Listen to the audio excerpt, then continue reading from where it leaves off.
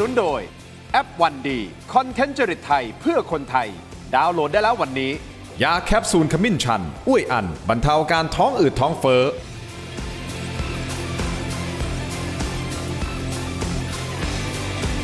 สวัสดีครับตอนรับทุกท่านเข้าสู่รายการถกไปเถียงด้วยรอยยิ้มของผมนะครับคุณผู้ชมแต่ผมเชื่อว่าหลายท่านที่ชมรายการอยู่นะครับอาจจะยิ้มไม่ออกในช่วงนี้เพราะว่าเราจะรวยกันจนไม่ไหวแล้วใช่หรือไม่อันนี้ผมอาจจะพูดในสิ่งที่ท่านนายกเคยพูดเอาไว้นะครับว่าเราจะรวยกันไม่ไหวแล้วแต่สถานการณ์ความเป็นจริงณตอนนี้มันเป็นอย่างนั้นหรือเปล่าคุณผู้ชมครับไฟที่มันเกิดขึ้นไฟสงครามที่เกิดขึ้นตะวันออกกลางตอนนี้ประเทศไทยเราได้รับผลกระทบหนักเลยนะครับและผมบอกได้เลยนี่คือข้อสอบอันหนักหน่วงของรัฐบาลชุดใหม่ที่จะเข้ามาบริหารประเทศปกติเวลารัฐบาลใหม่เข้ามาก็จะมีคำว่า honeymoon period ถูกต้องไหมฮะ honeymoon คือทุกอย่างในช่วงต้นๆนี่ก็จะแบบโอเคสบายๆนะครับแหมหวานแหววผมบอกได้เลยนะครับ honeymoon period ของรัฐบาลชุดนี้ไม่มีเลยฮะไม่ใช่ว่าหมดไปแล้วนะคือไม่มีเลยด้วยซ้ำคุณผู้ชมครับสินค้าก็นะครับพาเรทกันขึ้นราคาตอนนี้ถุงพลาสติกขึ้นราคาไป 40% นะครับปั๊มน้ำมันต่างๆนะฮะก็ทยอยกันแห้งขอดนะฮะน้ำมันหมดเขาอ้างอย่างนี้นะครับคุณผู้ชมครับคนต่อแถวกันนะเติมน้ำมันเนี่ยรอกันเป็นชั่วโมงจนเกิดอาชีพใหม่ครับอาชีพรับจ้างเติมน้ำมันแล้วนะครับที่ได้ข่าวมาคือเติมคิวละ300 บาทนี่คือค่าจ้างของเขานะครับราคาน้ำมันนี่ต่างหากนะครับการตรึงราคาน้ำมันดีเซลคุณผู้ชมครับมันจะทะลุแล้วนะฮะคุณผู้ชมครับมันตรึงไม่ไหว15 วันแล้วใช่ไหมครับเอาละทางรัฐบาลเองก็บอกนะว่าจะค่อยๆปรับราคาขึ้นนะฮะดีเซลท่านพิพัฒน์ราชกิจประการท่านก็บอกนะครับว่าจะพยายามไม่ให้เกินราคาลิตรละ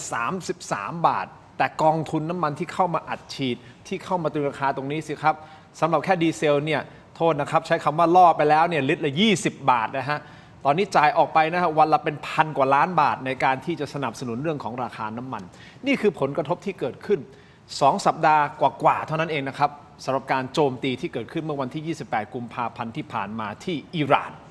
แต่ตอนนี้ผลกระทบมันหนักหน่วงมากยิ่งขึ้นแล้วนะครับคุณผู้ชมและยังมีข่าวด้วยนะฮะว่ารถบรรทุกนะเขาบอกว่ารวมตัวกันจะไปรวมตัวที่หน้าท่าเรือแหลมฉบังกันเขาบอกว่าน่าจะเป็น1,000 คันในวันพรุ่งนี้นะครับเพื่อที่จะประท้วงแสดงออกเชิงสัญลักษณ์ว่าเขาไม่ไหวกันแล้วครับ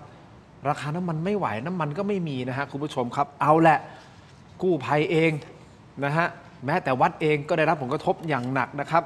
รถก็ออกกันไม่ได้ฉุกเฉินก็ต้องดูเคสว่าเคสไหนฉุกเฉินจริงๆถึงจะออกรถไปรับนะครับคุณผู้ชมนี่คือสถานการณ์ปัจจุบันเราจะมาวิเคราะห์ทั้งหมดนะฮะอัปเดตสถานการณ์ล่าสุดกับคุณผู้ชมทั้งหมดแต่เราก็ต้องติดตามอย่างใกล้ชิดนะฮะยังไม่ต้องตื่นตระหนกสักเท่าไหร่นะฮะเพราะว่ารัฐบาลบอกว่าอย่าเพิ่งตระหนกใจเย็นๆสถานการณ์ควบคุมอยู่น้ำมันได้อีก90 วันเลยนะครับคุณผู้ชมครับเป็นอย่างนั้นจริงหรือเปล่ามาพูดคุยครับท่านแรกครับให้เกียรติกับรายการมาเป็นครั้งแรกนะครับท่านผู้อำนวยการศูนย์เอเชียแปซิฟิกศึกษามหาวิทยาลัยศรีนครินทรวิโรจน์นะครับผู้ช่วยศาสตราจารย์ดร.พรพันธ์โปร่งจิตครับสวัสดีครับอาจารย์ครับส่วนซ้ายมือของผมครับนักวิชาการอิสระนะครับคุณนาคุณตากันดีฮะอาจารย์ศิโรจน์ครามไพบูลย์ครับสวัสดีครับอาจารย์ครับสวัสดีครับขอบคุณทั้ง2 ท่านที่ให้เกียรติรายการถกไม่เถียงนะครับเดี๋ยวผมอัปเดตเรื่องของทรัมป์ก่อนดีไหมครับอาจารย์ศิโรจน์อาจารย์พรพันธ์ครับประธานาธิบดีโดนัลด์ทรัมป์นะครับคุณผู้ชมกดดันมาตลอดนี่2-3 วันแล้วนะกดดันให้ชาติพันธมิตรไม่ว่าจะในยุโรปในเอเชียนะอาจารย์ศิโรจน์พยายามกดดันยังไงฮะพยายามกดดันให้เข้ามาส่งเรือรบเข้ามาช่วยหน่อยมาช่วยเปิดช่องแคบฮอร์มุสนะครับซึ่งเมื่อวานนี้ท่านประธานาธิบดีโดนัลด์ทรัมป์ของสหรัฐอเมริกาให้สัมภาษณ์นะฮะเวลาประมาณสัก3-4 ทุ่มกว่า4 ทุ่ม 52 นาทีตามเวลาประเทศไทยมีประเด็นที่น่าสนใจนะครับเรื่องแรกก่อนเลยนะครับท่านทรัมป์บอกว่าเรียกร้องนะฮะให้ประเทศพันธมิตรซึ่งเรียกร้องเป็นวันที่3ติดต่อกันนะครับที่พึ่งพาน้ำมันจากช่องแคบฮอร์มุสเนี่ยไม่ว่าจะเป็นญี่ปุ่นจีนเกาหลีใต้และประเทศยุโรปเนี่ยส่งเรือรบมาหรืออย่างน้อยเนี่ยส่งความช่วยเหลือมาช่วยเปิดช่องแคบฮอร์มุสหน่อยนี่คือเรื่องแรกนะครับส่วนเรื่องที่2มันก็เกี่ยวพันกับเรื่องแรกนะครับก็คือท่านทรัมป์นะครับก็บอกว่านะฮะสหรัฐเนี่ยนำเข้าน้ำมันจากช่องแคบนี่น้อยกว่า 1% นะแล้วก็รู้สึกผิดหวังที่พันธมิตรอย่างนาโต้หลายชาติไม่ว่าจะเป็นเยอรมนีสเปนอิตาลีออสเตรเลียปฏิเสธที่จะเข้าร่วมภารกิจทางทหารเพราะไม่อยากถูกดึงเข้าสู่สงครามนะครับมีฟังเสียงบางช่วงบางตอนของประธานาธิบดีโดนัลด์ทรัมป์กันหน่อยครับฟังครับ We strongly encourage other nations whose economies depend on the Strait far more than ours. You know, we get less than 1% of our oil from the Strait, and some countries get much more. Japan gets 95%. China gets 90%. Many of the Europeans get quite a bit. South Korea gets 35%. So we want them to come and help us with the Strait. Iran has always used that as an economic weapon, and it's not going to be able to be used very long. Numerous countries have told me they're on the way. Some are very enthusiastic about it, and some aren't. Some are countries that we've helped for many, many years. We've protected them from horrible outside sources, and they weren't that enthusiastic. And the level of enthusiasm matters to me. But they said, we'd rather not get involved. I just want the fake news media and everybody else to remember that was said, because I've been a big critic of all of the protecting of countries, because I know that we'll protect them, and if we ever needed help, they won't be there for us. I've just known that for a long period of time. We strongly encourage the other nations to get involved with us, and get involved quickly and with great enthusiasm. I have that from a number of them, and I'd like to say their names, but frankly, I don't know if they would want me to or not, because maybe they don't want to be targeted. But I say, wouldn't matter if you're targeted or not, because this is a paper tiger that we're dealing with now. It wasn't a paper tiger 2 weeks ago. It's a paper tiger now. อาจารย์ทั้งสองท่านฮะดูจากสีหน้าท่าทางของท่านประธานาธิบดีโดนัลด์ทรัมป์ดูเหมือนเหนื่อยนะอาจารย์พันได้ติดตามข่าวตรงนี้ไหมดูเหมือนเหนื่อยนะอาจารย์สิโรจน์ก็ดูเหมือนเหนื่อยแต่ผมว่าที่ดูแย่กว่ามันคือผมรู้สึกดูดีเพรสนะครับดูเหมือนเศร้าๆซึมๆคือเป็นการดีเพรสของคนที่คิดว่าตัวเองทำสงครามนะครับแล้วก็ขอให้ชาติอื่นเข้ามาร่วมทำสงครามกับตัวเองแล้วทุกคนจะมาแล้วก็คนพบว่าไม่มีใครร่วมมือหรือว่าไม่มีใครทำตามที่ตัวเองอยากให้ทุกคนมาร่วมรบด้วยเลยซึ่งผมคิดว่ามันก็เป็นเรื่องที่มีผลที่นานาชาติเขาจะปฏิเสธใช่ไหมครับเพราะว่าหนึ่งก็คือโอเคทรัมป์พยายามจะบอกว่าทุกชาติเนี่ยที่ทรัมป์ขอมาช่วยรบมาเอสคอร์ตเรือบรรทุกน้ำมันเนี่ยนะครับเป็นชาติที่ได้ประโยชน์จากการขนส่งน้ำมันซึ่งก็จริงแต่ว่าชาติเหล่านั้นเขาไม่ได้เป็นคนที่ทำให้เกิดปัญหาระหว่างสหรัฐกับอิหร่านกับอิสราเอลจนมีการปิดช่องแคบนี่ครับคนที่ทำให้เกิดสถานการณ์ซึ่งมันลามไปสู่การปิดช่องแคบการสกัดเรือบรรทุกน้ำมันคือทรัมป์มันคือปัญหาระหว่างทรัมป์กับอิหร่านแล้วทรัมป์เป็นคนไปทริกเกอร์สงครามในอิหร่านเองแล้วเมื่อเกิดสถานการณ์แบบนี้เองทรัมป์จะมาบอกว่าทุกคนต้องลงขันกันช่วยส่งเรือรบทุกคนต้องลงขันกันช่วยส่งเรือเข้าไปเป็นบอดี้การ์ดของเรือบรรทุกน้ำมันเนี่ยมันไม่สมเหตุสมผลอยู่แล้วมันเหมือนกับว่าหลายประเทศก็คงมองแบบนี้ว่าทรัมป์เนี่ยพยายามจะให้ประเทศอื่นนะครับ1มาช่วยมีส่วนร่วมในสงคราม2มีส่วนในการออกตังค์นะครับเรื่องค่าใช้จ่ายต่างๆในการดูแลช่องแคบแล้ว3ผมคิดว่าทรัมป์ก็อยากจะให้นะครับอิหร่านคิดว่าตัวเองเนี่ยทรัมป์เนี่ยมีพันธมิตรต่างๆด้วยแต่ดูท่าทางแบบพันธมิตรไม่มีใช่ไหมอาจารย์พรพันธ์ดูแล้วก็ดูว่ามีความกังวลใจนะคะกังวลใจว่านอกจากในเรื่องของหาเพื่อนไม่ได้แล้วนะคะแล้วก็สถานการณ์ที่จะเป็นไปในอนาคตเนี่ยจะเป็นไปในรูปแบบไหนนะคะเพราะว่าถ้าดูที่ไม่มีใครตอบรับเลยนะคะแล้วก็จะต้องจัดการตามที่ตัวเองเคยพูดเอาไว้เยอะด้วยนะคะก็น่าจะทำให้เขารู้สึกว่าจะต้องลำบากใจ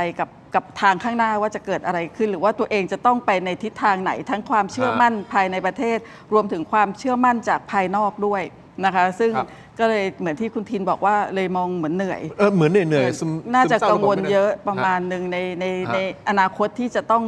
วางแผนหรือว่าจะต้องดำเนินการต่อค่ะดูเหมือนโดดเดี่ยวหรือเปล่าคุณผู้ชมครับเดี๋ยวเพิ่มเติมอาจารย์ศิโรจน์กับอาจารย์พรพันธ์นะครับก็คืออิหร่านเขาประกาศหลังจากที่สหรัฐมาแบบนี้อิหร่านประกาศเลยนะครับประกาศชัดเจนว่าหากพันธมิตรนาโต้ช่วยเหลือสหรัฐ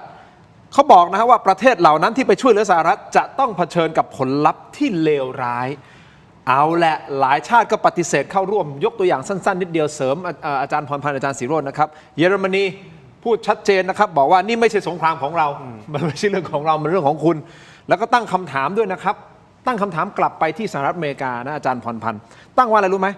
กองทัพเรือสหรัฐที่ยิ่งใหญ่มากนะใช่ไหมเราเวลาเราพูดถึงเรื่องของกองกำลังโอ้นี่ของเขาแบบยิ่งใหญ่อาวุธยุทโธปกรณ์ ขนาดยิ่งใหญ่ที่สุดแล้วยังคุมสถานการณ์ไม่ได้เลย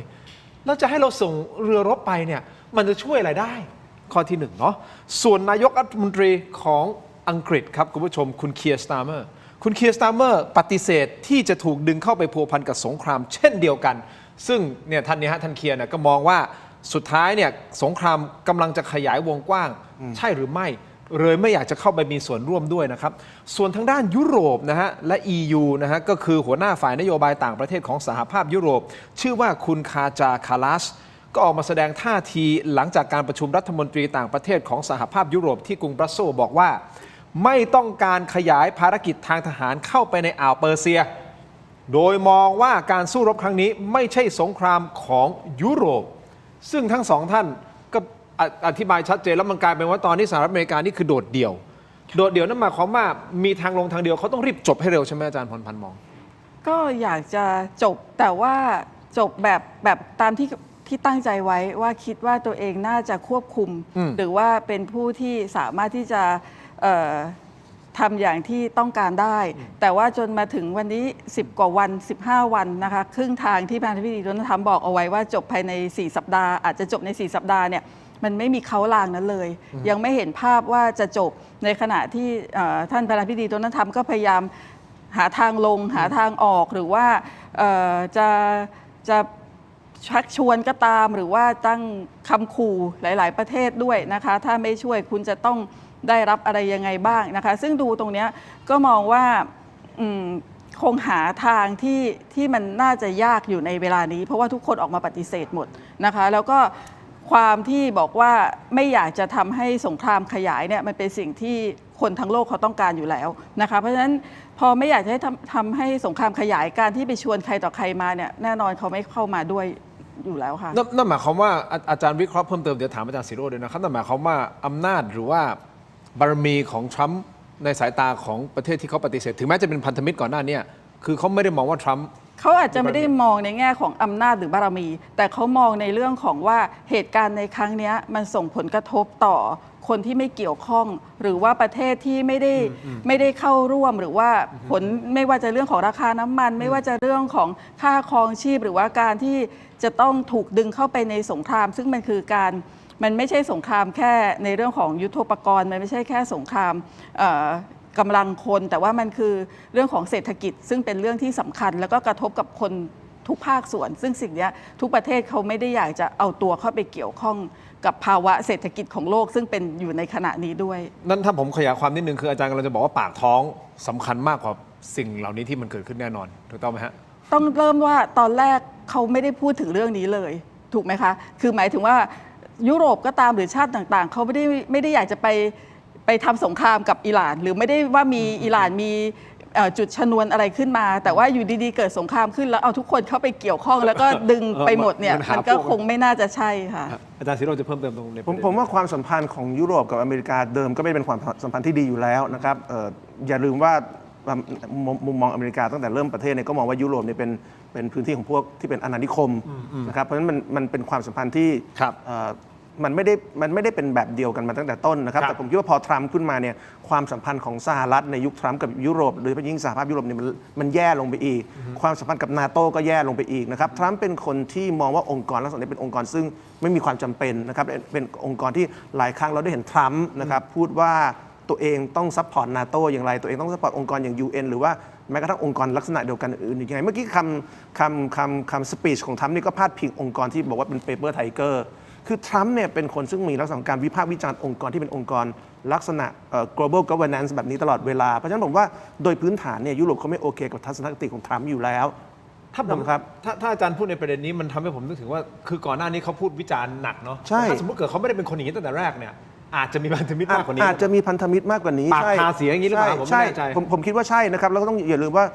ปัญหานี้เป็นปัญหาของอเมริกายุคทรัมป์ยุคริพับลิกันซึ่งขวาจัดนะครับแล้วพอขวาจัดมากเนี่ยมุมมองต่อองค์กรต่างๆไม่ว่าจะเป็นนาโต้ไม่ว่าจะเป็น UN หรืออะไรก็ตามทรัมป์มองว่าองค์กรเหล่านี้เป็นหนี้บุญคุณตัวเองทรัมป์มองตลอดว่าอเมริกาเนี่ยต้องช่วยนาโต้ในการทำเรื่องยูเครนต่างๆนะมันสปีชต่างๆของทรัมป์มันไม่เคยหลุดจาก mindset นี้ฉะนั้นทีนี้พอคุณไปพูดอย่างนี้กับยุโรปซึ่งเขาก็ถือว่าเขาก็โอเคแต่ละประเทศรวมกันเนี่ยเขาอาจจะแต่ละประเทศอินดิวิโดเขาสู้ทรัมป์ไม่ได้แต่ในความเป็นยุโรปเนี่ยเขาก็สู้ได้เพ ราะฉะนั้นเราจึงเห็นครับว่าตั้งแต่ทรัมป์แข่งก้าวกับยุโรปเนี่ยยุโรปก็แข่งใส่ทรัมป์คือผมว่าสปีชของผู้นำเยอรมันเนี่ยจริง ๆ แรงนะครับคือผู้นำเยอรมันไม่ได้บอกแค่นี่ไม่ใช่สงครามของเรา แต่ถามไปด้วยว่าทรัมป์ช่วยบอกหน่อยว่าคุณทำสงครามทั้งหมดไปเพื่ออะไร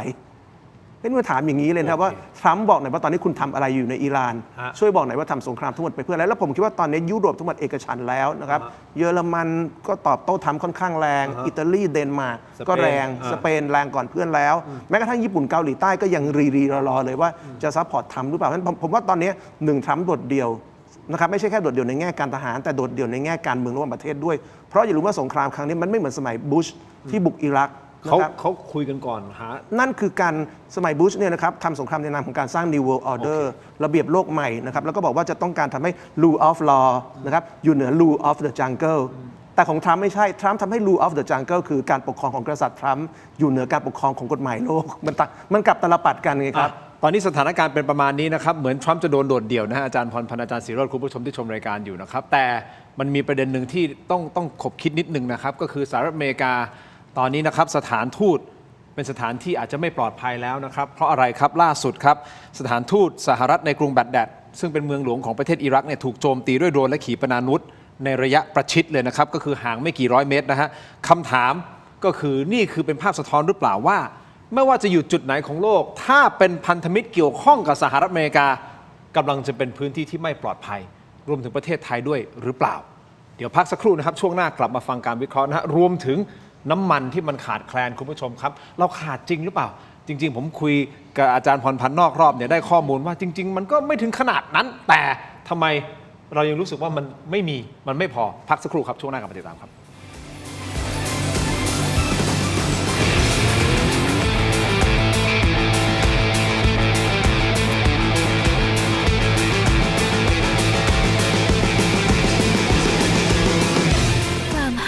Royal Bread สไลซ์หนาเนื้อนุ่มหอมที่สุดของ Farmhouse ยกระดับความอร่อยง่ายๆได้ทุกวัน Farmhouse Royal Bread Everyday Bread Farmhouse Royal Bread ส่งตรงความสดชื่นถึงบ้านคุณกับมะยงชิดลูกใหญ่คัดพิเศษจากสวนเนื้อฉ่ำหวานอมเปรี้ยวเปลือกบางสั่งซื้อได้ที่เว็บไซต์และแอปพลิเคชัน Thailand Postmart ตัวท็อปใกล้ๆส่งให้ถึงมือส่งเซียนขจัดคราบประสิทธิภาพพลังแชมป์ผ้าขาวสะอาดรีดง่ายไร้กลิ่นอับกลิ่นหอมถนอมใยผ้าไม่เปลืองแรงขยี้เริ่มต้นที่10 บาทหาซื้อได้ที่ CJ มอทุกสาขาแชมป์เซียนขจัดสายน้ำผึ้งจากอำเภอฝางจังหวัดเชียงใหม่คัดเกรดคุณภาพสดจากสวนถึงมือเปลือกบางเนื้อแน่นหวานฉ่ำวิตามินซีสูงสนใจสินค้าสั่งซื้อได้ที่เว็บไซต์และแอปพลิเคชัน Thailand Postmart ตัวท็อปใกล้ๆส่งให้ถึงมือส้มสายดีขนาดนี้อย่ารอช้าสายเกมสายลงทุนสาย AI สายเทคต้องไม่พลาดลดราคาพิเศษให้ทันที 2,000 บาท BrainTech Tri Screen จอเสริมอัจฉริยะเปลี่ยนโน้ตบุ๊กธรรมดาให้ทำงานพร้อมกันได้ถึง4 จอดีไซน์พับเก็บง่ายพกพาสะดวกมี 2 รุ่นให้เลือก 17,900 บาทสำหรับรุ่น 14 นิ้วและ 19,900 บาทสำหรับรุ่น 16 นิ้วสั่งซื้อออนไลน์ได้แล้ววันนี้เพียงค้น BrainTech Tri Screenกลับมาต่อนะครับผมไปถึงในช่วงนี้นะครับคุณผู้ชมยังอยู่กับอาจารย์ศิโรจน์และอาจารย์พรพันธ์นะฮะคุณผู้ชมครับนี่คุณผู้ชมที่ชมรายการอยู่ก็ช่วยกันโหวตหน่อยนะครับเราถามว่าคุณได้รับผลกระทบจากสงครามตะวันออกกลางหรือยังนะครับผลกระทบทางอ้อมก็คือเรื่องของชีวิตการไปอยู่ตอนนี้นะฮะเข้ามาดูโหวตนี่รู้สึก 8-90% ก็เป็นคำตอบที่เอกฉันท์นะนะครับน่าจะได้กันทุกคนรับกันทุกคน น่าจะโดนกันทุกคนขนาดผมเป็นคนไม่มีรถผมยังเดือดร้อนเลยครับผมไปซื้อปุ๋ยกักตุนไว้เพราะผมเป็นคนชอบปลูกต้นไม้แล้วปรากฏว่ามันกระทบแค่ปุ๋ยเคมีผมเป็นปุ๋ยอินทรีย์ไม่กระทบเท่าไหร่โอเคแต่ตื่นตูมไปด้วยแต่ทุกคนโดนทั่วหน้านะฮะคุณผู้ชมครับเอาอย่างนี้ก่อนที่จะมาพูดคุยเรื่องของราคาน้ำมันแล้วก็ปริมาณน้ำมันที่มันได้ดูเหมือนทำไมมันขาดหายไปจากประเทศไทยนะทั้งที่ดูแล้วรัฐบาลก็บอกว่ามีตั้ง90วันเนาะสำรองตั้ง90วันแต่ทำไมคนต่อแถวแล้วมีอาชีพใหม่ด้วยนะรับจ้างเติมน้ำมันคุณผู้ชมครับไปดูที่ UAE ก่อนนะฮะ UAE ก็คือสหรัฐอาหรับเอมิเรตส์นะครับประกาศปิดน่านฟ้าชั่วคราวนะฮะก็คือประมาณ 7:45 น.วันนี้นะฮะตามเวลาประเทศไทย UAE ประกาศปิดน่านฟ้าชั่วคราวนะครับเนื่องจากว่ามีภัยคุกคามจากขีปนาวุธและโดรนของอิหร่านนี่นะฮะโดยอิหร่านมองว่า UAE เป็นพื้นที่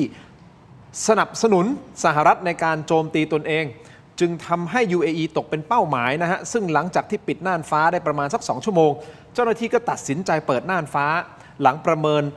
สภาพปฏิบัติการและความมั่นคงอย่างรอบด้านแล้วยืนยันว่าหน่วยงานที่เกี่ยวข้องยังคงเฝ้าติดตามสถานการณ์แบบเรียลไทม์เพื่อรักษาความปลอดภัยสูงสุดคำถามก็คืออิหร่านตั้งใจจะทำลายหัวใจของเส้นทางการบินและขนส่งที่สำคัญจุดหนึ่งของโลกเลยนะอาจารย์พรพันธ์อาจารย์ศิโรจน์ก็คือ UAE เนี่ยอันนี้เป็นความพยายามบีบให้ไม่มีประเทศไหนกล้าเป็นพันธมิตรกับสหรัฐใช่หรือไม่แล้วสุดท้ายครับผมถามอาจารย์พรพันธ์และอาจารย์ศิโรจน์คำถามเดียวกันก็คือว่าเอ๊ะแล้วอิหร่านเขาไม่กลัวหรอว่าถ้าไปบีบหลายๆประเทศเยอะๆเขารวมตัวกันแล้วมาถล่มตัวเองอาจารย์พรพันธ์วิเคราะห์ยังไงครับในการที่จะไปทำลายหัวใจเส้นทางการบินค่ะในส่วนของการทำลายเส้นทางการบินหรือว่าทำลายในเรื่องของเศรษฐกิจของ UAE นะคะถ้าดูตรงนี้จะพบว่าอิหร่านบอกตั้งแต่แรกแล้วนะคะในส่วนแรกคือบอกแล้วว่าใครที่เป็นพันธมิตรของสหรัฐอเมริกาใครที่เป็นพันธมิตรของอิสราเอลก็จะได้รับผลอย่างชัดเจนนะคะซึ่งถ้าในมุมหนึ่งก็ต้องมองว่าอิหร่านเขาแจ้งหรือเขาบอกแล้วล่ะแล้วถ้าคุณยังทำอยู่ก็เป็นสิทธิ์อันชอบธรรมที่เขาบอกว่าเขาได้ประกาศแล้วนะคะแต่ถามว่าตั้งใจไปทำลายเศรษฐกิจหรือเปล่าหรือว่าตั้งใจไปทำลาย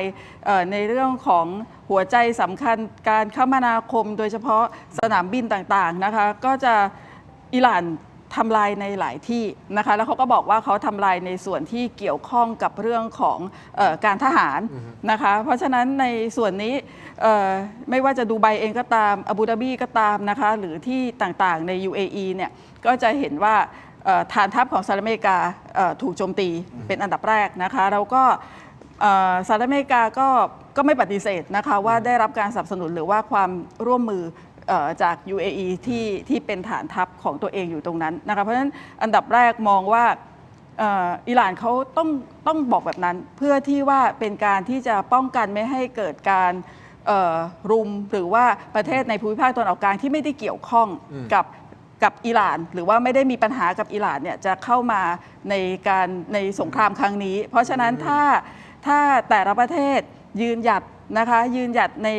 ในจุดยืนที่บอกว่าตัวเองจะไม่เกี่ยวข้องในสงครามก็จะไม่ได้รับการโจมตีหรือว่าอิหร่านเขาก็คงจะไม่ส่งโดรนหรือว่าขีปนาวุธ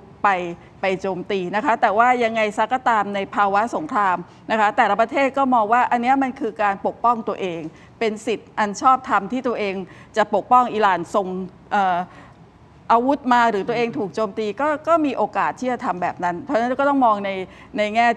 ที่ต้องเห็นใจทั้งสองฝ่ายนะคะขณะที่ UAE ก็ต้องปกป้องทั้งอธิปไตยทั้งประชาชนของตัวเองนะคะหรืออิหร่านเองก็บอกว่าถ้าเกิดคุณร่วมมือหรือคุณลุมกันเนี่ยฉันก็ไม่ยอมนะคะแต่ถ้าเ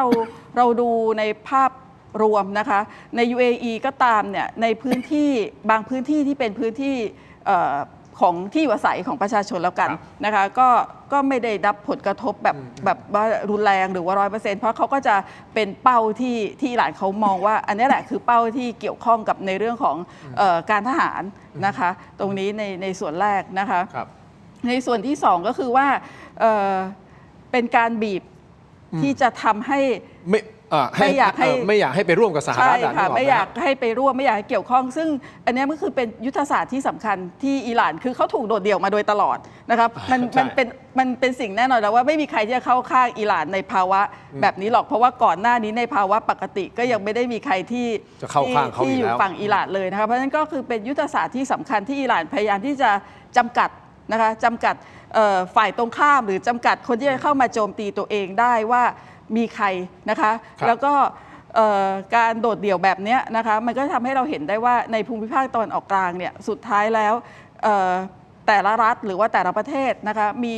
เป้าประสงค์หลักๆจริงๆนะคะก็คือ1เพื่อความปลอดภัยของตัวเองถึงได้มีฐานทัพของสหรัฐอเมริกาตั้งอยู่นะคะแต่พอถึงเวลาจำเป็นแบบนี้มันกลายเป็นว่าเป็นการนำชักน้ำเข้าลึกชักศึกเข้าบ้านเนี่ยเขาก็เริ่มมีความหวาดระแวงกันหลายๆประเทศที่จะไม่ทำให้ตัวเองเป็นเป้าหรือว่าไม่ทำเอาตัวเองเนี่ยเข้าไปเกี่ยวข้องถึงทั้งที่มันหลีกเลี่ยงไม่ได้นะคะแต่ก็พยายามที่จะเราจะเห็นว่าตั้งแต่วันแรกจนมาถึงตอนนี้ค่ะสถานการณ์ไม่ได้เบาลงหรือว่าไม่ได้รุนแรงขึ้นแต่ว่าพันธมิตรของสหรัฐอเมริกาหรือว่าประเทศในประเทศรอบอ่าวทั้งหลายเนี่ยเริ่มที่จะ จะค่อย ส ๆ เต็ป ยับยั้งชั่งใจนะคะมีความลดความรุนแรงหรือว่าการสนับสนุนหรือว่าการออกมาตอบโต้ต่างๆ ที่เกิดขึ้นในตอนนี้ อาจจะเป็นเพราะเขามองในระยะยาวแล้วว่ายังไงสหรัฐก็ไม่มีความชอบธรรมในการที่จะไปทำอะไรกับอิหร่าน ไม่ความเสี่ยงไม่คุ้มกัน อ๋อโอเค มากกว่านะคะความเสี่ยงในเรื่องของ ฮะ เศรษฐกิจความเสี่ยงในหลาย ๆ เรื่องนะคะเพราะฉะนั้นถ้ามองการที่UAE ปิดสนามบินหรือปิดเพราะว่าเขาถูกโจมตีเป็นเพื่อเคลียร์ความปลอดภัยหลาย ๆ ด้านนะคะก็จำเป็นที่จะต้องทำแบบนี้ค่ะ พอดีผมมีโอกาสได้พูดคุยกับเพื่อน 2 คนที่อยู่ UAE คนหนึงอยู่ดูไบอีกคนหนึงอยู่อาบูดาบีคนที่อยู่อาบูดาบีเป็นนักบิน ครับ เป็นกัปตันอยู่นะครับเขาก็ต้องใช้ชีวิตที่นั่นนะฮะเขาก็บอกเขาก็ใช้ชีวิตปกติแล้วผมให้เป็นยังไงบ้างอ๋อไอ้ที่มันยิงกันมันก็เป็นจุดเป็นตามแบบยุทธศาสตร์มันไม่ ฐานทัพ ผมก็ตีกอล์ฟตอนนี้ก็ไม่ได้บินเขางดบินไงเขาไม่ให้บินก็ตีกอล์ฟส่วนอีกคนหนึงอยู่ดูไบก็เป็นนายแบ็กเป็น financial ทำเรื่องของการเงินใช่ไหม ครับ เขาก็พาลูกไปตีเทนนิสเขาบอกทุกอย่างก็ปกติ แต่เมื่อ 2-3 วันก่อนเขาบอกว่ามีระเบิดลงที่สนามบิน แต่เขาก็ไม่ได้รับมันแค่ลงที่สนามบินก็ไม่มีใครได้เสียชีวิตหรือบาดเจ็บจากตรงนั้น อันนี้คือสถานการณ์ที่ผมติดตามเพื่อนที่อยู่ที่ UAE คราวนี้อาจารย์ศิโรจน์จะเพิ่มเติมตรงนี้หรือมุมมองของอาจารย์ศิโรจน์มองอย่างไรในการที่จะกีดกันไม่ให้คนพยายามที่จะไปร่วมกับสหรัฐหรือเปล่า โดยที่อิหร่านป้องกันตัวเองในการอย่านะเหมือนขู่อะเอางี้ดีกว่าเหมือนขู่นะ ผมว่าก็เห็นด้วยนะครับ เพราะว่าอิหร่านมีการประกาศล่วงหน้านะครับ ผมเข้าใจว่ากรณี UAE เนี่ยอิหร่านประกาศสัก 3 วันก่อนแล้วนะครับ ว่าอย่างน้อยมีพื้นที่เป้าหมาย 3 พื้นที่นะครับเป็นพื้นที่ท่าเรือนะครับมีท่าเรือฟูจายราแล้วก็ท่าเรือคาลิฟะและอีก ครับ ท่าเรือหนึ่งที่เป็นพอร์ตสำคัญที่เกี่ยวข้องกับน้ำมันนะครับเพราะฉะนั้นอิหร่านประกาศแล้วว่าเขาเล็งพื้นที่ไหนนะครับและเหตุผลที่เขาบอกเขาเล็งเนี่ยเพราะว่าเขาบอกว่าพื้นที่เหล่านั้นเนยเป็นพื้นที่ซึ่งมี military operation ของสหรัฐเข้าไปเกี่ยวข้องนะครับเพราะฉะนั้นหนึ่งเขาประกาศ 2 ในการประกาศเนี่ยเขาย้ำชัดเจนว่าเขามีสเตทเมนต์ว่าเขาล็อกเป้าตรงที่มีบุคลากรแล้วก็ปฏิบัติการทางทหารนะครับ3ในแง่ยุทธวิธีนี่มันน่าสนใจไม่ได้แปลว่าผมเชียร์เขานะครับแต่น่าสนใจว่าตอนแรกเขาประกาศว่าเขาจะล็อกเป้าเฉพาะพอร์ตคือท่าเรือ แต่อยู่ดีมันไปโผล่ที่สถานทูตด้วย ซึ่งไม่ได้ประกาศไว้ล่วงหน้าแสดงว่าตอนนี้อิหร่านเขาก็มีพื้นที่เป้าหมายค่อนข้างชัดเจนว่าในกรณีประเทศต่างๆนะครับโดยเฉพาะอย่างยิ่งUAE ซึ่งมีความร่วมมือกับสหรัฐมากจริงนะครับในการโจมตีอิหร่านนะครับโดยเฉพาะอย่างยิ่งเป็นเบสให้บุคลากรทางทหารของสหรัฐไปอยู่เนี่ยนะครับผมว่าอิหร่านก็คงจะต้องส่งสัญญาณเตือนว่า UAE จะเล่นแบบนี้ใช่ไหมเพราะฉะนั้นผมว่าสิ่งที่มันเกิดขึ้นใน UAE มันก็เป็นสิ่งที่นาโต้คงเห็นยุโรปก็คงเห็นว่าถ้าเราไปยุ่งกับเรื่องแบบนี้เราจะเจออะไรบ้าง เพราะฉะนั้นถอยดีกว่า ไม่เกี่ยวดีกว่า แล้วจริงๆเป้าหมายของการตั้งนาโต้ก็ไม่ได้เป็นเรื่องของการไปรบในอิหร่านอยู่แล้วใช่ไหมเป้าหมายของนาโต้คือการปกป้องแอตแลนติกเหนือมันถึงเป็นสนธิสัญญาปกป้องนอร์ทแอตแลนติกไงครับแล้วตะวันออกกลางนะครับอิหร่านมันนอร์ทแอตแลนติกตรงไหนคือทรัมป์ต้องไปเรียนภูมิศาสตร์ใหม่ก่อนนะครับเวลาก่อนที่ทรัมป์จะบอกให้นาโต้ไปช่วยรบกับอิหร่านเนี่ยคุณช่วยอ่านสนธิสัญญาก่อนว่านาโต้นอร์ทแอตแลนติกมันแปลว่าอะไรอ่ะมันไม่ใช่นอร์ทแอฟริกานะครับมันคือนอร์ทแอตแลนติกนะครับ หรือเขาเข้าใจว่าโลกใบนี้คือสหรัฐอเมริกาอย่างเดียว ก็เป็นไปได้ผมถึงบอกไงครับว่าคือเราเห็นเวลาทรัมป์หรือว่าอเมริกาในยุครีพับลิกันขึ้นมาเนี่ยเราจะเห็นปรากฏการณ์แบบนี้อย่างต่อเนื่องนะครับในสมัยก่อนก็เป็นนิกสันกับสงครามเวียดนามนะครับหรือว่าในสมัยบุชก็เป็นสงครามอิรักนะครับสงครามอ่าวเปอร์เซียอะไรต่างๆ แต่ว่าในสงครามในอดีตเพราะอย่างยิ่งในกรณีสงครามอิรักเดสเตอร์สตอร์มเนี่ยมันเป็นสงครามที่ทำในนามสหประชาชาตินะครับสหรัฐขอมติสหประชาชาติก่อนแล้วก็มีความพยายามจะพรูฟให้โลกเห็นว่าอิรักเนี่ยมีการก่อการร้ายหรือมี อาวุธร้ายแรง weapon of mass destruction นะครับยังไงบ้างแล้วก็มีมติของคณะมนตรีความมั่นคง แต่คราวนี้มันไม่ใช่ คราวนี้มันเป็นสงครามที่ทรัมป์ประกาศเอง โอเค โลกไม่ได้เกี่ยวข้องความต่างมันอยู่ตรงนี้ไงครับ พอโลกไม่ได้เกี่ยวข้องนะครับใครที่เป็นพันธมิตรสหรัฐอเมริกาก็ต้องระวังตัวนิดนึงหรือเปล่า เพราะมันคือ ไแ เรื่องของคุณเองแล้วไง ถูกต้องไหมแต่ว่าสถานทูตอย่างที่ผมเรียนไปนะฮะสถานทูตสหรัฐไม่ปลอดภัยแล้วนะครับคุณผู้ชมครับสถานทูตสหรัฐย้ำอีกครั้งหนึ่งนะฮะในกรุงแบกแดดนะครับเมื่อเช้าวันนี้ก็คือเมืองหลวงของประเทศอิรักเนี่ยถูกโจมตีโดยโดรนและขีปนาวุธในระยะประชิดนะฮะห่างเพียงประมาณสัก 500-600 เมตรเท่านั้นนะครับนี่มันสะท้อนให้เห็นว่าไม่ว่าจุดไหนก็ตามที่ไหนก็ตามนะฮะนั่นหมายความว่าถ้ามีอะไรที่เกี่ยวข้องกับสหรัฐกำลังจะกลายเป็นพื้นที่ที่ไม่ปลอดภัยใช่หรือไม่อาจารย์ศิโรจน์มองไงฮะนี่คือตัดภาพมาที่ประเทศไทยด้วยนะ ใช่ผมว่าอันนี้ก็ส่งสัญญาณชัดเจนว่าในเคสของสถานทูตเนี่ยนะครับระบบอินเตอร์เซปมันทำงานไม่ได้ไง 500-600 เมตร เรานึกว่ามันก็เหมือนไกล แต่ถ้าเกิดอิหร่านขยับให้มาใกล้ขึ้นอีก 500 เมตร มันก็โดนแล้วนะ โดน เพราะฉะนั้นวันนี้มันคือการขู่มันยังไม่ใช่ของจริงนะครับว่าเราสามารถ จัดการคุณในระยะ 500 เมตรจากคุณได้ 500 เมตรเนี่ยโหบินทางอากาศเนี่ยผมว่า 2 นาทีก็ถึง แล้วก็ระบบอินเตอร์เซประบบรบกวนระบบการป้องกันภัยเนี่ยไม่ประสบความสำเร็จเพราะฉะนั้นถือว่าเป็นสัญญาณอันตรายแล้วผมคิดว่าก็เป็นสิ่งที่ไทยก็ต้องวางท่าทีให้ดีด้วยโชคดีที่ไทยยังค่อนข้างระมัดระวังนะครับแต่ผมคิดว่าการระวังของเราในสเตทเมนต์ของเราในเวทีโลกก็ยังไม่ชัดนะครับผมคิดว่าสิ่งที่เราจะต้องทำให้ชัดก็คือว่าเรามีจุดยืนที่อยากจะเห็นการกลับไปหยุดยิงนะครับการกลับไปสู่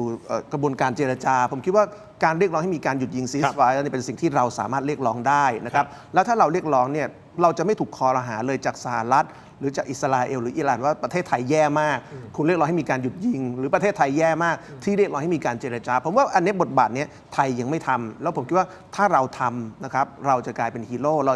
าจะสามารถรีแบรนด์คือรัฐบาลนี้ชอบบอกว่าอยากจะให้ไทยอยู่ในสเปกตรัมของโลกในเลนส์ของโลกแต่ถ้าเราอยากจะทำเนี่ยเราต้องมีสเตทเมนต์ที่มันใหญ่ระดับโลกนะครับซึ่งตอนนี้เราไม่มีไอ้สเตทเมนต์ระดับโลกที่ผมว่าคนอยากได้ยินคือ1ใครจะเป็นคนบอกว่าทางออกสงครามมันจะเป็นยังไงซึ่งไทยเนี่ยพูดได้นะครับ1เราคิดว่าควรจะมีการหยุดยิง2เปิดพื้นที่ให้มาเจรจากันในประเทศไทยเพราะว่าเราในแง่ภูมิศาสตร์เราก็ไกลกับทั้งอิหร่านทั้งสหรัฐซึ่งถ้าเราทำเนี่ยนะครับผมคิดว่าสปอตไลท์เนี่ยจะมาอย่างประเทศไทยแต่ปัญหาคือนายกไทยรัฐมนตรีไทยเนี่ยกล้าทำหรือเปล่ารอเลือกโหวตนายกก่อนไม่ประกาศได้เลยที่19รักษาการทำได้ตอนนี้รักษาการก็เท่ได้โอเค อาจารย์พรพันธ์มองในประเด็นนี้ไงครับในประเด็นเรื่องของจุดยืนของไทยเองก็ดีนะครับแล้วก็สถานที่ที่เกี่ยวข้องกับสหรัฐไม่ปลอดภัยก็ตั้งแต่เริ่มแรกของเหตุการณ์ในครั้งนี้นะคะเราจะเห็นว่าภาพของกฎระเบียบกติกาสงครามเนี่ยมันไม่มีเลยการโจมตีการทำการสังหารผู้นำประเทศหรืออะไรมันไม่มีระเบียบกฎอะไรที่เราเคยเห็นมาก่อนนะคะเพราะฉะนั้นในกรณีของสงครามที่มันดำเนินอยู่ตอนนี้มันไม่มีทิศทางนะคะมันไม่มีทิศทางว่าเป็นยังไงแม้แต่สถานที่ที่คิดว่าน่าจะปลอดภัยอย่างเช่นสถานทูตก็ยังมีความไม่ปลอดภัยเกิดขึ้นนะคะเพราะฉะนั้นก็คือเป็นสิ่งที่น่าสนใจนะคะเป็นสิ่งที่น่าสนใจในที่คือว่าในไม่ว่าจะรัฐบาลหรือว่าทุกภาคส่วนโดยเฉพาะในประเทศไทยเราเองเนี่ยนะคะก็คือความเปราะบางต่างๆที่เราจะต้องให้ความสำคัญนะคะแล้วก็ต้องระมัดระวังอย่างมากเพราะว่าหลายๆครั้งที่เราถูกดึงเข้าไปโดยที่เรารู้เท่าไม่ถึงการใช้คำว่ารู้เท่าไม่ถึงการนะคะว่าการที่เราถูกดึงหรือว่าถูกเข้าไปเนี่ยมันไปเกี่ยวข้องกับการเมืองระหว่างประเทศหรือเกี่ยวข้องกับเหตุการณ์ที่กำลังเกิดขึ้นนะคะประเด็นที่2ก็คือว่าในการแสดงจุดยืนของตัวเองเนี่ยนะคะเห็นด้วยกับท่านอาจารย์ศิโรจน์นะคะว่าเราควรจะต้องชัดเจนนะคะแต่ว่าชัดเจนในที่นี้คือชัดเจนที่เป็นประโยชน์กับประเทศนะคะชัดเจนที่จะทำให้เราเนี่ยได้โอกาสนะคะเราไม่ได้ฉวยโอกาสแต่ว่าเราต้องการที่จะทำให้เราทั้งมีพื้นที่ในเวทีโลกนะคะในขณะเดียวกันเราก็สามารถที่จะเซฟชีวิตเซฟทุกอย่างนะคะให้โลกกลับมาเหมือนเดิมได้นะคะเพราะฉะนั้นอันดับแรกก่อนเราต้องแสดงจุดยืนของเราว่า1เราเป็นกลางอันที่2เราต้องการอนาคตที่เกิดขึ้นเนี่ยก็คือสันติภาพไม่ว่าสันติภาพจะเป็นการหยุดยิงหรือจะการเจรจาหรืออะไรก็ตามที่เราควรจะต้องทำตรงจุดนี้นะคะเห็นด้วยกับอาจารย์ศิโรจน์อย่างยิ่งเลยว่า1เราต้องชัดเจนนะคะชัดเจนว่าเราเป็นกลางเราต้องไม่เข้าข้างใครอันที่2ก็คือว่าข้างหน้าจะเป็นยังไงเนี่ยเราก็สามารถที่จะแสวงหาแนวทางหรือว่าเราสามารถที่จะร่วมมือนะคะในเวทีโลกก็ได้หรือว่าในหลายๆภาคส่วนที่เราสามารถที่จะทำได้ค่ะเราต้องชัดเจนเนาะต้องชัดเจนก่อนค่ะชัดเจนนะฮะแต่ความชัดเจนของรัฐบาลก็อยากจะชัดเจนเหมือนกันให้เรื่องของน้ำมันจริงๆเขาก็ชัดเจนนะเขาบอกว่าอย่าตื่นตระหนกนะฮะอยู่ได้90วันถูกต้องไหมครับแต่ในความเป็นจริงคุณผู้ชมครับคุณรู้ไหมครับว่าตอนนี้ประเทศไทยของเราเนี่ยอยู่ในวิกฤตขาดแคลนน้ำมันหนักขนาดไหนเดี๋ยวช่วงหน้าผมจะเล่าให้ฟังแล้วเดี๋ยวมาวิเคราะห์กันเพิ่มเติมนะครับว่าถ้าสถานการณ์แบบนี้เราจะแก้ยังไงรัฐบาลจะไปยังไงเดี๋ยวมีข้อมูลเพิ่มเติมจากอาจารย์พรพันธ์ด้วยนะครับเพราะผมคุยกับอาจารย์พรพันธ์ก่อนเข้าในรายการนะเกี่ยวกับเรื่องของวิกฤตน้ำมันจริงๆแล้วเนี่ยเราขาดน้ำมันจริงเหรอน้ำมันขาดจริงเหรอเราไม่มีจริงๆเลยเหรอพักสักครู่ครับช่วงหน้ากลับมาติดตาม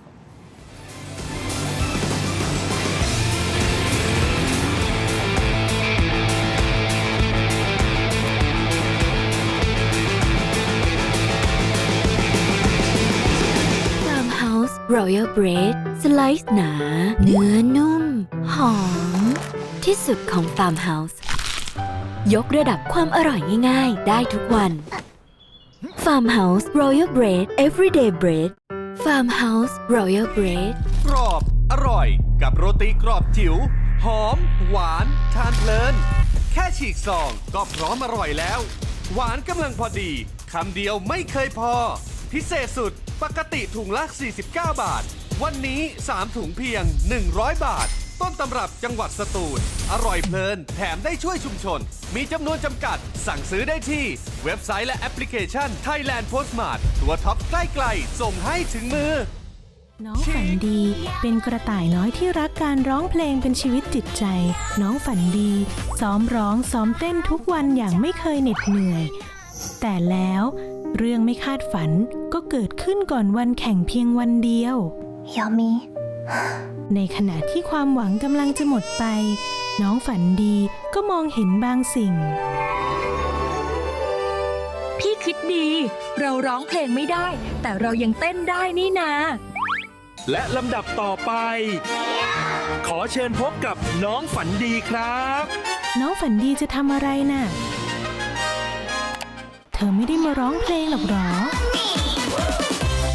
ว้าว ถึงจะร้องเพลงไม่ได้ แต่น้องฝันดีก็เปลี่ยนวิกฤตให้เป็นการแสดงที่ยอดเยี่ยม พร้อมกับเพื่อนๆของเธอ ด้วยความคิดสร้างสรรค์อันน่าทึ่งทำให้น้องฝันดีได้รับรางวัลไปครอง และที่สำคัญที่สุด เธอยังได้เรียนรู้บทเรียนอันมีค่าอีกด้วย เมื่อแผนหนึ่งไม่สำเร็จ เราก็สร้างแผนใหม่ได้เสมอค่ะ อย่ายอมแพ้นะครับ จำไว้นะคะเด็กๆ ทุกปัญหามีทางออกเสมอ ขอแค่เราไม่ยอมแพ้ ดูนิทานย้อนหลังอ่านอีบุ๊กสนุกๆทำตารางเรียนออนไลน์ฟรีค้นพบโลกแห่งจินตนาการไร้สิ้นสุดได้ที่ terodigital.com/kidsfun แล้วเจอกันนะ น้องฝันดีเป็นกระต่ายน้อยที่รักการร้องเพลงเป็นชีวิตจิตใจ น้องฝันดีซ้อมร้องซ้อมเต้นทุกวันอย่างไม่เคยเหน็ดเหนื่อย แต่สนับสนุนโดย ยาท่าน้ำขาวหารคู่ 49 บาท ฝาสีฟ้า มีตัวยาฟีนิลซาลิซิเลตไอเฮิร์บชูการ์ฟรี ชุ่มคอ มีสารสกัดสมุนไพร 4 ชนิดครับกันต่อนะครับรายการถกไปเถียงครับ อยู่อาจารย์ศิโรจน์นะครับอาจารย์พรพันธ์คุณผู้ชมครับ คราวนี้ปัญหาเรื่องของน้ำมัน เดี๋ยวจะเข้าในช่วงนี้เลยนะครับ เดี๋ยวจะปูพื้นให้คุณผู้ชมได้เห็นภาพคร่าวๆก่อนนะครับว่าประเทศไทยของเราตอนนี้เจอกับวิกฤตน้ำมันหนักหนาขนาดไหนนะอาจารย์ศิโรจน์อาจารย์พรพันธ์นะครับคืออย่างนี้ฮะต้นตอเราจะเรียกว่าเป็นหนึ่งในต้นตอหรือเปล่าก็คือนโยบายของรัฐบาลนะครับที่อุ้มราคาน้ำมันเองนะครับคุณผู้ชมครับแต่เขาอุ้มเฉพาะปั๊มน้ำมันแบรนด์ใหญ่ๆถูกต้องไหมครับเป็นค้าปลีกเนาะคุณผู้ชมครับแต่ปล่อยให้พวกปั๊มหลอดอะปั๊มอะไรปั๊มหยอดเหรียญนะครับตอนนั้นเงินไม่มีอุดหนุนนะครับนั่นหมายความว่าราคามันก็จะขึ้นนะฮะพอราคาขึ้นปุ๊บเนี่ยพ่อแม่พี่น้องนะครับที่อยู่ในไกลพื้นที่ที่อาจจะใช้พวกปั๊มน้ำมันที่เป็นน้ำมันหลอดน้ำมันหยอดเหรียญเนี่ยเขาจะต้องเผชิญชะตากรรมด้วยตัวเองคราวนี้มันเกิดอะไรขึ้นล่ะครับทั้งผู้ประกอบการรายใหญ่ทั้งชาวบ้านต่างจังหวัดต่างๆนะครับที่ไปพึ่งหวังน้ำมันแบบเนี้ยก็เลยแห่กันมาแย่งเติมน้ำมันที่เป็นแบรนด์แบบนี้แหละครับถูกต้องไหมฮะเพราะว่าไอ้แบรนด์แบบนี้ราคามันถูกไงรัฐบาลมันอุ้มอยู่ถูกต้องไหมฮะพอเข้ามาเติมปุ๊บนั่นแหละครับความต้องการมันพุ่งขึ้นฮะพุ่งขึ้น 5-7 เท่านะฮะนั่นหมายความว่าอะไรครับรถส่งน้ำมันมันก็วิ่งกันหัวหมุนเติมก็ไม่ทันก็กลายเป็นเหตุการณ์นี้แหละครับขออภัยในความไม่สะดวกน้ำมันหมดนี่นะครับจนเกิดภาวะน้ำมันเกลี้ยงปั๊มไปทั่วประเทศนะครับและลองนึกภาพตามตอนนี้คนต้องไปกางเต็นท์รอคิวข้ามคืนนะฮะเพื่อเติมน้ำมันนะอาจารย์พรพันธ์อาจารย์ศิโรจน์นะครับจนเกิดอาชีพใหม่อาชีพรับจ้างต่อคิวเติมน้ำมันแล้วนะครับรถบรรทุกหลายคันรถบรรทุกสินค้าวิ่งไปแล้วหมดกลางถนนก็มีนะต้องเข็นนะฮะคุณผู้ชมครับนะฮะนอกเหนือจากนี้นะครับเรื่องของความเป็นความตายรถกู้ชีพรถดับเพลิงแม้กระทั่งรถเก็บขยะของหลายอบต.จอดทิ้งไว้เฉยๆครับเพราะปั๊มคู่สัญญาไม่มีน้ำมันให้เติมแล้วครับน้ำมันมันหมด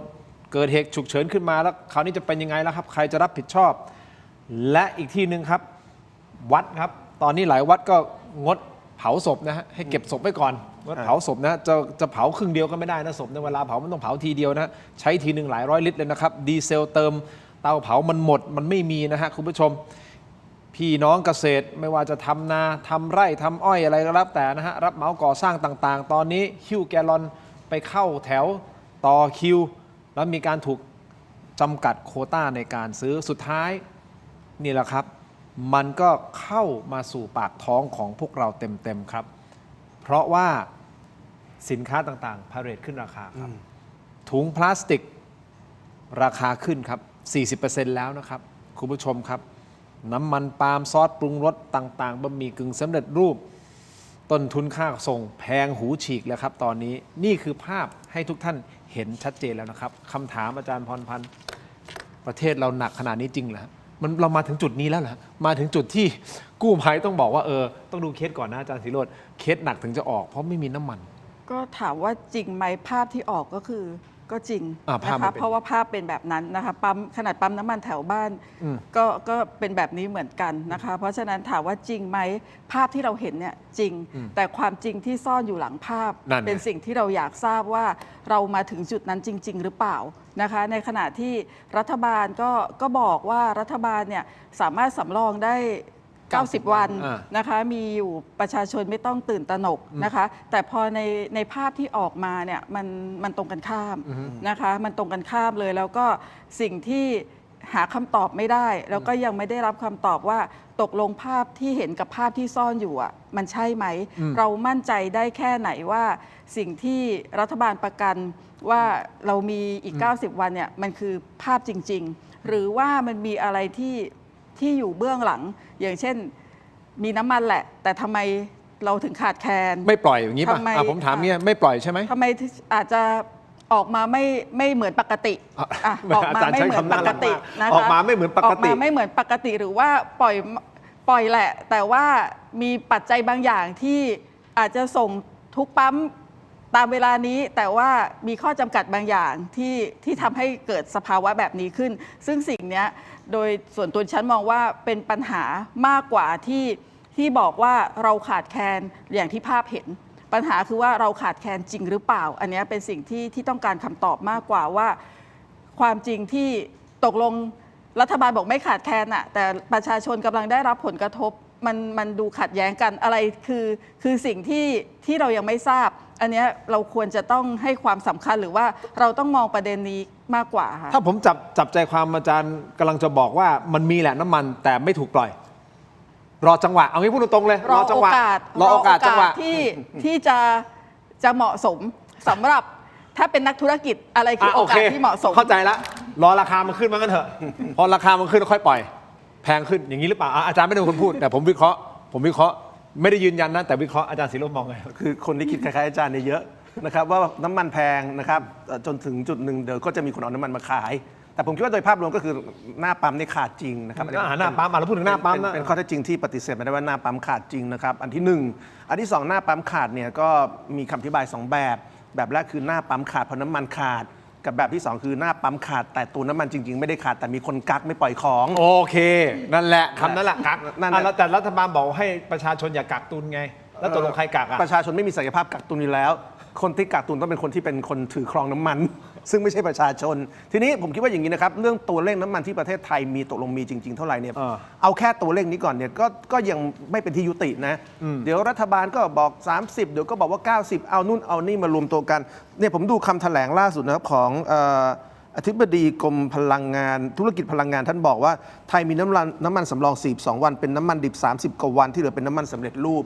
ตัวเลขเริ่มลดลงไปอีกแล้วเพราะฉะนั้นเอาแค่ตัวเลขน้ำมันที่ประเทศนี้มีเนี่ยนะครับซึ่งเป็นตัวเลขที่ควรจะบียอนการถกเถียงเนี่ยนะครับประเทศนี้รัฐบาลยังให้ประชาชนรู้ไม่ได้เลยว่าตกลงเรามีน้ำมันเท่าไหร่กันแน่ ทำไมบอก 90 แล้วทำไมคนนี้บอก 90 คือเอาตัวเลขระหว่างขนส่งกับตัวเลขที่เตรียมซื้อมารวมกันไง ตัวเลขที่มีคิดว่าจะมี ตัวเลขที่คิดว่าจะมี ตัวเลข ที่คิดว่าจะซื้อ ที่คิดว่าจะมี เอามารวมกัน ให้มันมีประสิทธิภาพยังไง ก็นี่ไงมันคือคำถามครับว่าตกลงวันนี้รัฐบาลจะให้ข้อเท็จจริงได้ไหมตกลงประเทศเรามีน้ำมันเอาที่ใช้ได้เนี่ยเท่าไหร่ เอาอย่างนี้ท่านรัฐมนตรีว่าการกระทรวงพลังงาน ท่านชี้แจงเรื่องของน้ำมันไม่พอว่าอย่างไร ท่านชี้แจงนะฮะ ครับ หลังการประชุมคณะรัฐมนตรีคุณผู้ชมเดี๋ยวให้คุณผู้ชมสแกน QR Code ไปที่ออนไลน์ของเราตอนนี้นะครับ YouTube ก็คือเทโรดิจิทัลและ Facebook คือถกไม่เถียงไปต่อกันที่นั่นเลยฮะเดี๋ยวจะมาอธิบายให้ฟังในประเด็นนี้นะครับและรวมถึงนี้ประเด็นที่อาจจะไม่ค่อยมีคนพูดถึงนะอาจารย์ก็คือประเทศส้มหล่นจากสงครามครั้งนี้ประเทศส้มหล่นคืออะไรฮะเขาบอกเปรียบเสมือนของขวัญที่ต่อลมหายใจให้กับประเทศนี้เลยนะจากสงครามครั้งนี้เป็นอย่างไรติดตามในออนไลน์สำหรับทีวีครับขอบคุณอาจารย์ครับ ครับขอบคุณครับ เจอกันในออนไลน์ถกไม่เถียงครับสวัสดีครับ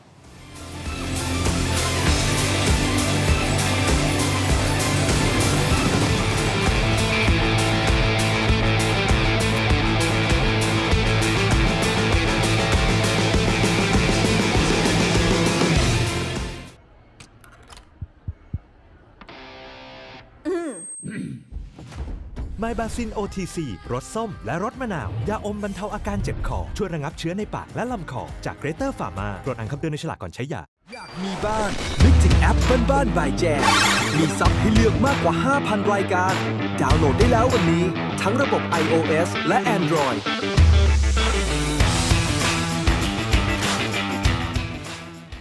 อยากมีบ้าน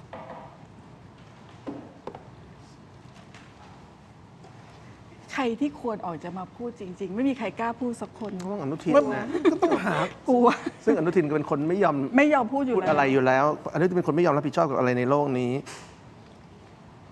แต่ถ้ามันมีคนคนเดียวเป็นแบบ single command แบบเมสเซจออกมา มันจะได้ฟังคนเดียวไม่งั้นนี่มึงพูดไปพูดมา ก็พูดเหมือนกับต้องเลี้ยงประชาชนเอาไว้อะไม่ให้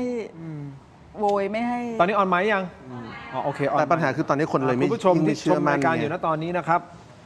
สบายๆ ชิวๆนะฮะแต่เดี๋ยวขอให้ทีมงานของผมได้จัดเตรียมร้านของผมนิดนึงนะฮะ ใช่ สปอนเซอร์นะครับ แต่ว่าผมนี่ก็เลย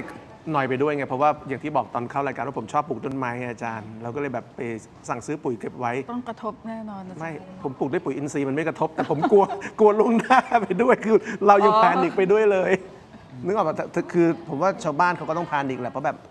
รายได้คนรายได้น้อยไงมันจะบริหารยังไงใช่ไหม อย่างนี้เหรอ โอ้วันนี้มีขนมปัง นี่ฮะ กินแล้วก็จิ้มกับรสหนึ่งนี่นะ คุณผู้ชมที่ชมรายการอยู่นะครับ ช่วยกันกดไลค์กดแชร์คอมเมนต์กันเข้ามานะครับ ใช่ครับ แล้วมีโหวตของเรานะฮะเราถามท่านว่า คุณได้รับผลกระทบจากสงครามตะวันออกกลางแล้วหรือยังนะครับ ประมาณสัก 3,000 กว่าโหวตเกือบ 4,000 โหวตบอกว่า เป็นไงฮะก็ต้องกระทบอยู่แล้วแหละ 88%ได้รับผลกระทบแล้ว แล้วตอนนี้มันยังแค่ introduction นะ นี่คืออินโทรนะ เดี๋ยวมันจะมีเฟสสองคือพวกราคาพลาสติก เรายังไม่ได้ประกาศอะไรออกมาที่ชัดเจนอะถ้าเกิดมีการประกาศชัดเจนอะทุกคนก็คือเป็นความชอบธรรมเลยนะ ถ้าจะขึ้นราคาหรือว่าถ้าจะทำอะไรที่แพงขึ้นอะพูดง่ายๆ อาจารย์หรือว่าตอนนี้รัฐบาลกำลังรออะไรอยู่อะรอประเมินสถานการณ์หรือยังไง ผมว่าเขารอ หรือรอวางแผนอะไร ผมว่าเขารอเพราะแบบเงินมันไหลออกขนาดนี้เขาก็ถึงจุดหนึ่งเขาจะแบกไหวไหม ตอนนี้ก็ต้องสร้างภาพว่าดูแลได้อยู่ เป็นภาพที่ต้องดูแลได้ แต่ตอนสงครามยูเครนเนี่ยเราขาดทุนประมาณ120,000 ล้านนั้นเพดานในการขาดทุนเต็มที่ก็อาจจะประมาณนั้น แต่รอบนี้มันอยู่ในพื้นที่ที่มันควบคุม ยากกว่า น้ำมันเลยอ่ะมันน่าจะน่าจะ ใช่ ยุ่ง เงิน กว่า เงินน่าจะไหลออก ใช่ เร็วมาก หรือถ้าอ้อมก็โอ้โหไม่คุ้มทุน ใช่ แต่ผมว่าตอนนี้โอเคมันยังเป็นเรื่องน้ำมันเป็นเรื่องหลักแต่ว่าหลังจากนี้อย่างเรื่องปิโตรเคมีเริ่มมาเรื่องพลาสติกเริ่มมาถุงพลาสติกแพงอย่างเงี้ยคนขายข้าวของก็ตายแล้วอ่ะสมมติเราเป็นแม่ค้าอย่างเงี้ยใช่ป่ะหรือเราเป็นร้านอาหารน้ำ ยังไง เห็น ก็ต้องใช้ ใช่ มันเป็นของที่หลีกเลี่ยงไม่ได้ น้ำขึ้นแพ็คละ6 บาทแล้วอะนึกถึงร้านค้าผู้ประกอบการแบบวันหนึ่ง1,000 แพ็คอย่างเงี้ย2,000 แพ็คอย่างเงี้ยวันหนึ่ง10,000ขึ้นแล้วนะ แปลว่าเดือนหนึ่งขึ้นเท่าไหร่ที300,000นะครับ โหดนะ แต่ว่า ใช่ดิ ต้องไม่ประกาศนะว่าขึ้นราคาสินค้า เอาคุณผู้ชม พร้อมกันแล้วนะฮะ ทีมงานนับมาเลยนะครับ 5 4 3 2 กลับเข้ามาครับถกไปถึงในช่วงของออนไลน์ คุณผู้ชมครับ ยังอยู่กับผู้ช่วยศาสตราจารย์ดรพรพันธ์โปร่งจิตนะฮะท่านผู้อำนวยการศูนย์เอเชียแปซิฟิกศึกษา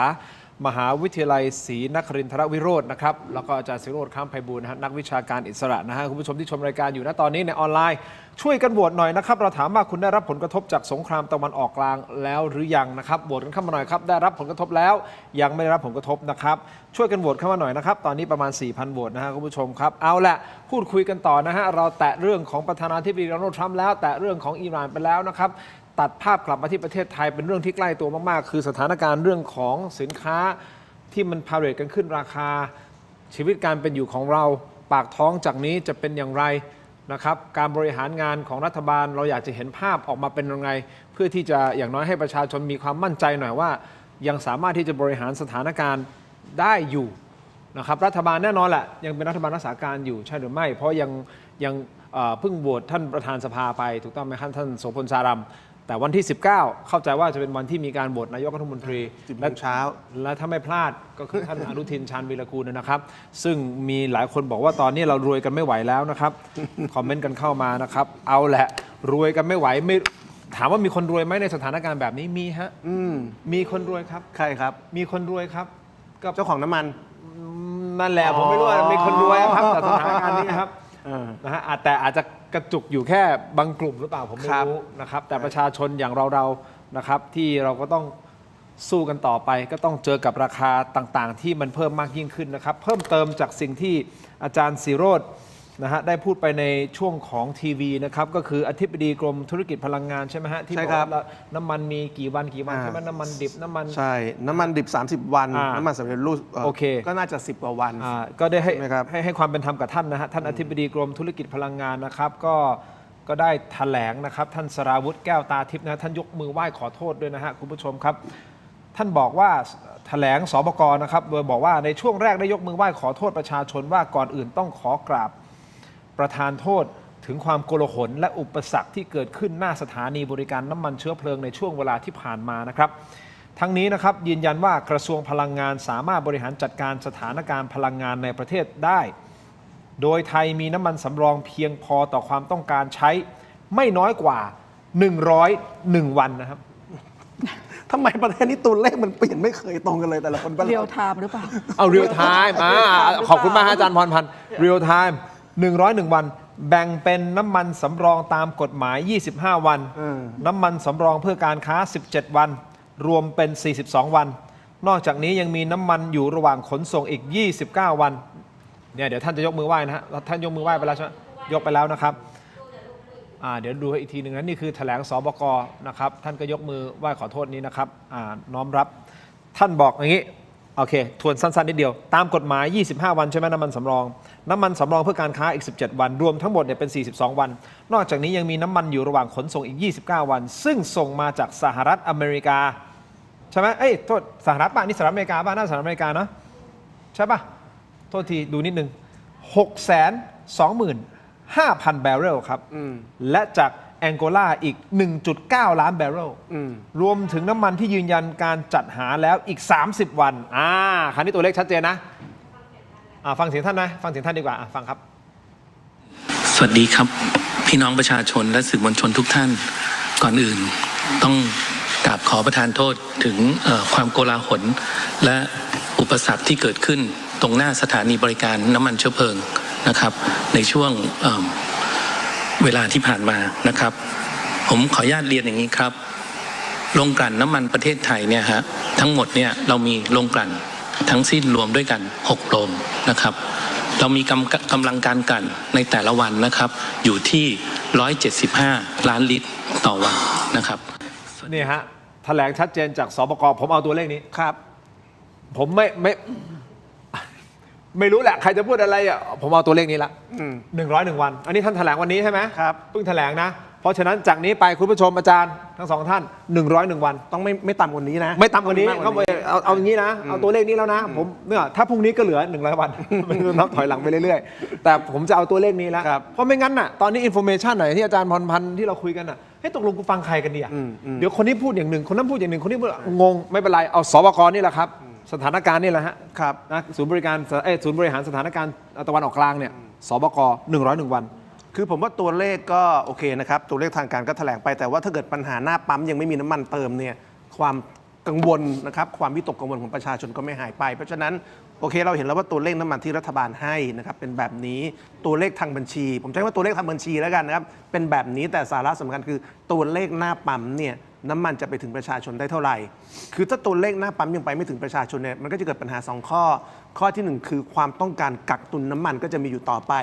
ข้อที่2นะครับราคาน้ำมันก็จะพุ่งสูงอยู่ต่อไปเพราะเมื่อน้ำมันหน้าปั๊มไม่มีราคาน้ำมันก็ต้องพุ่งสูงขึ้นโดยปริยายแล้ว2เรื่องนี้นะครับไม่ว่าน้ำมันทางบัญชี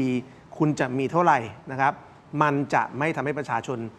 ปัญหาต่างๆมันเบาลงถ้าไปถึงปั๊มแล้วเนี่ยปั๊มยังไม่มีเพราะฉะนั้นผมว่าตอนนี้ต้องมีปัญหา2 ข้อที่อาจจะต้องคุยคือข้อที่1นะครับคือเรื่องของวิกฤตน้ำมันจริงๆที่บางคนบอกว่าตอนนี้เป็นออยล์ช็อคหรือยังกับอันที่2คือวิกฤตของการเข้าถึงน้ำมันผมว่าตอนนี้เราพูดได้แล้ววิกฤตของการเข้าถึงน้ำมันเนี่ยมีแล้ววิกฤตของการเข้าถึงน้ำมันเนี่ยทำให้เกิดปัญหาว่าคนไม่มีน้ำมันเติมไม่มีน้ำมันใช้น้ำมันราคาพุ่งตรงนี้ถ้าน้ำมันรัฐบาลยืนยันว่ามีมันต้องไม่มีวิกฤตของการเข้าถึงนึกออกไหมครับถ้าของในประเทศมีการเข้าถึงต้องมีแต่เมื่อไหร่ก็ตามการเข้าถึงไม่ได้คนก็จะคิดต่อว่าแสดงว่าของไม่มีเป็นแค่ตัวเลขทางบัญชีนี่แหละคือปัญหา ใช่ไหมว่าการเข้าถึงน้ำมันถ้ายังเป็นปัญหาอยู่คุณจะแถลงตัวเลขทางบัญชียังไงก็ตาม คนก็จะไม่เชื่อว่ามีของ เพราะฉะนั้นต้องหยุดนะครับการไปปั๊มแล้วไม่มีน้ำมันเติม ตรงนี้ใครเป็นคนรับผิดชอบ อาจารย์มองอาจารย์มอง เห็นด้วยกับอาจารย์ศิโรจน์ค่ะ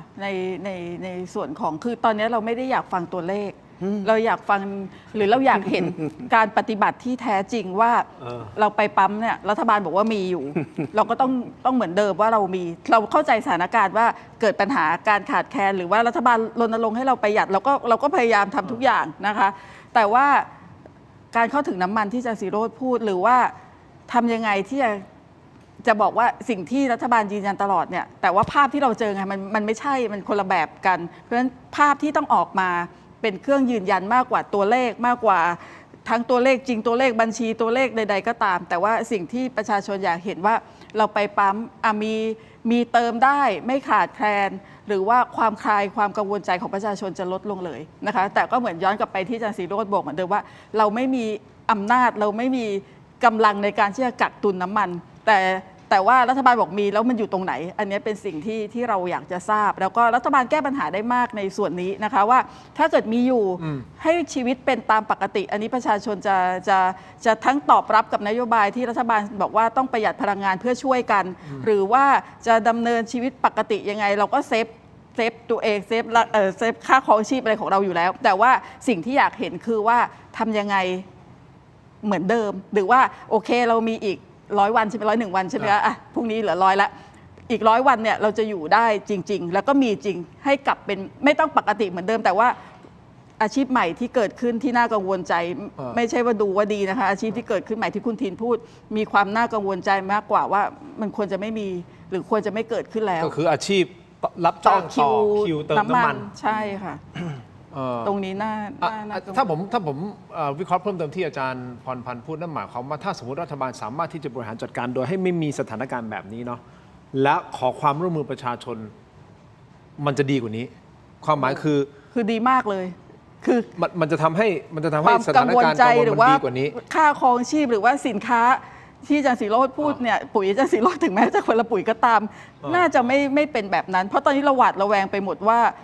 ไม่มีน้ำมันแล้วจะเป็นยังไงต่อมันเป็นภาพไงพอมันภาพที่ไม่มีน้ำมันเสร็จปุ๊บมันก็ลามไงพอมันภาพไม่มีน้ำมันเสร็จมันก็ลามไปเรื่อยๆมันก็กลายเป็นกดดันขึ้นคนก็แห่ก็ตกใจกลัวก็ไปต่อมันก็กลายเป็นภาพที่มันออกมาใช่ที่มันคนละอย่างกับสิ่งที่รัฐบาลพยายามกลายเป็นแพนิคกันทั้งประเทศไปแล้วผมเสริมนิดนึงคือผมคิดว่าตอนนี้ปัญหาอาจจะอยู่นี้คือว่าเรามีนโยบายที่ผิดในการแก้ปัญหาน้ำมันหรือเปล่านะครับเช่นรัฐบาลตอนนี้คือถ้าเกิดเราเชื่อที่รัฐบาลพูดนะครับหรือเชื่อที่ทางข้าราชการพูดว่าน้ำมันเนี่ยมีพอตัวเลขทางบัญชีเรามีพอแต่หน้าปั๊มไม่มีเนี่ยนะครับก็แน่นอนว่ามีคนไม่ปล่อยของซึ่งอาจจะไม่ปล่อยเพราะผลประโยชน์ก็ได้หวังให้ราคาน้ำมันขึ้นแล้วตัวเองปล่อยตอนราคาดีก็ได้หรือเป็นนโยบายที่รัฐบาลจงใจจะไม่ปล่อยเพราะกลัวว่าปล่อยออกมาแล้วคนจะยิ่งกักตุนจนน้ำมันหมดก็ได้อันนี้ผมไม่รู้แล้วว่ามันเกิดจากอะไรใช่ไหมครับแต่ผมอยากจะบอกตรงนี้ว่าถ้าเรื่องนี้เป็นเรื่องทางนโยบายนะครับนั่นคือรัฐบาลจงใจปล่อยน้ำมันช้าหรือบอกผู้ประกอบการให้ปล่อยน้ำมันให้น้อยเพราะต้องการประคองปริมาณน้ำมันทางบัญชีในสต็อกให้อยู่ยาวเนี่ยผมว่าวันนี้เห็นแล้วว่านโยบายนี้ผิดนะครับถ้าเกิดไปดูในญี่ปุ่นเนี่ยนะครับพึ่งพาน้ำมันนอกประเทศยิ่งกว่าเรานะแต่ไม่มีปัญหานี้เลยบางคนบอกว่าเป็นเพราะว่าญี่ปุ่นมีน้ำมันสต็อกไว้เยอะซึ่งก็จริงแต่สิ่งที่สำคัญก็คือว่าญี่ปุ่นวันนี้เขาเห็นปัญหาน้ำมันขาดแคลนเขาปล่อยน้ำมันสำรองเข้าตลาด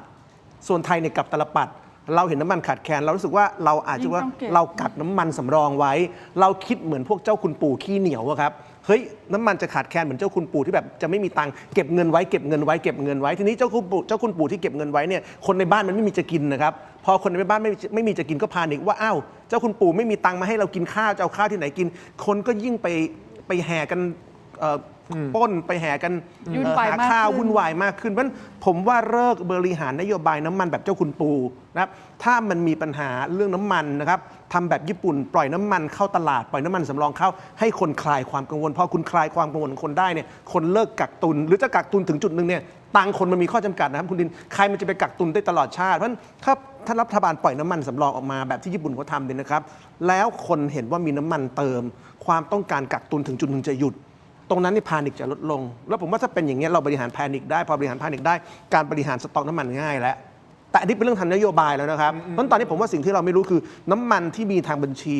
แต่หน้าปั๊มไม่มีเนี่ยมันเกิดจากคนกักตุนเพื่อไปขายแพง หรือเป็นนโยบายว่าจะไม่ปล่อย เพราะบริหารนโยบายแบบเจ้าคุณปู่กลัวน้ำมันหมด แล้วรัฐบาลคนออกมาพูดไหมอ่ะ ก็ควรดีครับ ออกมาพูดว่าตัวมันคือไหน ใช่ อาจ แล้ว จะเป็นวิธีการบริหารจัดการที่ เนี่ยมองที่อาจารย์ ที่มอง อาจารย์ เป็นการบริหารจัดการที่คิดว่าอันนี้ แต่ก็เห็นด้วยกับอาจารย์สิโรจน์นะคะ คือคิดว่าอันนี้ดีอันนี้ปลอดภัย แต่ว่าในภาวะที่ มัน รั เกิด ฐบาลมองว่า แพนิค ปลอดภัยเนี่ย ใช่ มันไม่ใช่เป็นความปลอดภัยแล้วมันกลายเป็นปัญหา ใช่ อ่ะพูดง่ายๆ แล้วมันเป็นการบริหาร ปัญ ที่ผิดด้วยนะคือปัญหาน้ำมันขาดแคลนในยอาจารย์หรือคุณตินก็รู้ว่าหลายประเทศก็มีประเด็นนี้ แล้วหลายประเทศแก้ปัญหานี้ได้ยังไงเขาปล่อยน้ำมันสำรองเข้าตลาด ให้ตลาดมันทำงาน แต่บ้านเราคิดแบบเจ้าคุณปู่ไง โอเค น้ำมันขาดแคลนปุ๊บกูเก็บน้ำมันเดี๋ยวบ้านไม่มีน้ำมันใช้ไม่ได้ครับคุณปล่อยพอคุณปล่อยตลาดเลิกพานิคราคาเข้าสู่ภาวะปกติ ให้ตลาดทำงานให้กลไกตลาดทำ คือง า คน น ชีวิตปกตินั่นแหละ ใช่ มันก็จะ และในเวลาเดียวกันคุณก็ไปคุยหลังบ้านซะ ใช่ คุณจะไปหาน้ำมันจากที่ไหน ซึ่งผมเชื่อว่าคุยอยู่นะฮะ ใช่ คุยอยู่นะครับแล้ว ใช่ มันมีแหล่งนะ ใช่ เพียงแต่ว่าไอ้แหล่งเนี่ยโอเคมันอาจจะแพงกว่าเดิม ซึ่งเป็นภาวะที่เราเข้าใจได้ เรารับ ถ้า ได้ จะแพง คือก ว่า มัน เดิ จะ ม แพงกว่าเดิมแต่ไม่ใช่หมดอย่างนี้ คือยิ่งตอน หมด นี้ แล้วมันกลายเป็นแบบเฮ้ย ใช่แล้วตอนนี้คนแพนิคพอแพนิคราคาก็จะยิ่งขึ้นผิดปกติ ถูก แล้วความแพนิคมันก็ยิ่งมากขึ้นไง แล้วใครได้ประโยชน์ คนมีน้ำมัน ต้องมีคนที่ได้ประโยชน์อาจารย์สิโรจน์ตอบแล้วนี่ ต้องมีคนที่ได้ประโยชน์ ครับ เอาอย่างนี้ไปฟังท่านรัฐมนตรีว่าการกระทรวงพลังงานหน่อยนะครับท่านอัธพลฤกษ์พิบูลนะฮะท่านให้สัมภาษณ์ก่อนเข้าประชุมคณะรัฐมนตรีนะครับถึงการพิจารณาแนวทางในการตรึงราคาน้ำมันคุณผู้ชมครับโดยมีการย้ำว่าปริมาณน้ำมันที่ใช้ในประเทศไทยท่านพูดอีกครั้งหนึ่งนะครับมีเพียงพอถึง100 วันก็ตรงกับที่สบคเมื่อสักครู่นี้แถลงนะครับ101 วันส่วนปัญหาที่ทำให้ปั๊มน้ำมันขาดแคลนน้ำมันในบางช่วงเวลาเกิดจากการขนส่งครับท่านพูดอย่างนี้เนื่องจากน้ำมันเป็นสินค้าควบคุม และเรื่องของความปลอดภัยรถที่ใช้ส่งต้องมีลักษณะเฉพาะ แต่เมื่อประชาชนแตกตื่นไปเติมน้ำมันส่งผลให้ยอดขายเนี่ยเพิ่มขึ้นอย่างน้อยนะ2 เท่า เกิดปัญหาจัดส่งน้ำมันไม่ทันนะฮะฟังเสียงท่านดีกว่าครับ ไอ้ต้นทางมีนะฮะลงกลั่นก็พยายามกลั่นออกมา จ่ายเข้าไปที่คลัง ทีนี้ไอ้ตรงคลังน้ำมันเนี่ยของแต่ละของผู้ค้าน้ำมันเนี่ยรถบรรทุกน้ำมันที่จะวิ่งมารับที่คลังเนี่ยมันไม่ทันเที่ยววิ่งมันไม่ทัน เพิ่มความสามารถในการวิ่งของรถน้ำมันก็คือว่ามันติดเวลาเคยได้ยินไหมรถบรรทุกจะติดเวลาในบางพื้นที่ ตอนเนี้ยขอความร่วมมือหน่วยงานอื่นไปแล้วนะฮะ4 หน่วยที่ผมว่านะก็คือทางตำรวจทางมหาดไทยทางคมนาคม แล้วก็ทางผู้ว่ากทมนะฮะเพราะว่าเพื่อจะขยายเวลาให้รถน้ำมันเฉพาะรถน้ำมัน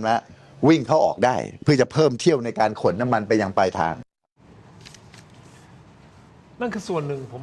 คุณผู้ชมฟังแล้วรู้สึกไงครับแต่มันทำให้กลับมาที่ปัญหาที่ผมอธิบายไปว่าทำไมเราถึงขาดแคลนน้ำมันส่วนหนึ่งเป็นส่วนสำคัญด้วยก็คือไอ้ปั๊มต่างพื้นที่ห่างไกลที่พ่อแม่พี่น้องประชาชนชาวเกษตรกรเขาเพิ่งหวังจากปั๊มน้ำมันที่เป็นปั๊มน้ำมันที่พ่อค้าคนกลางมาใช่ไหมมาขายถูกไหมปั๊มหยอดเหรียญอะไรพวกนี้ครับพอเขาไม่มีเติมตรงนั้นน่ะเขาก็ไปแย่งเติม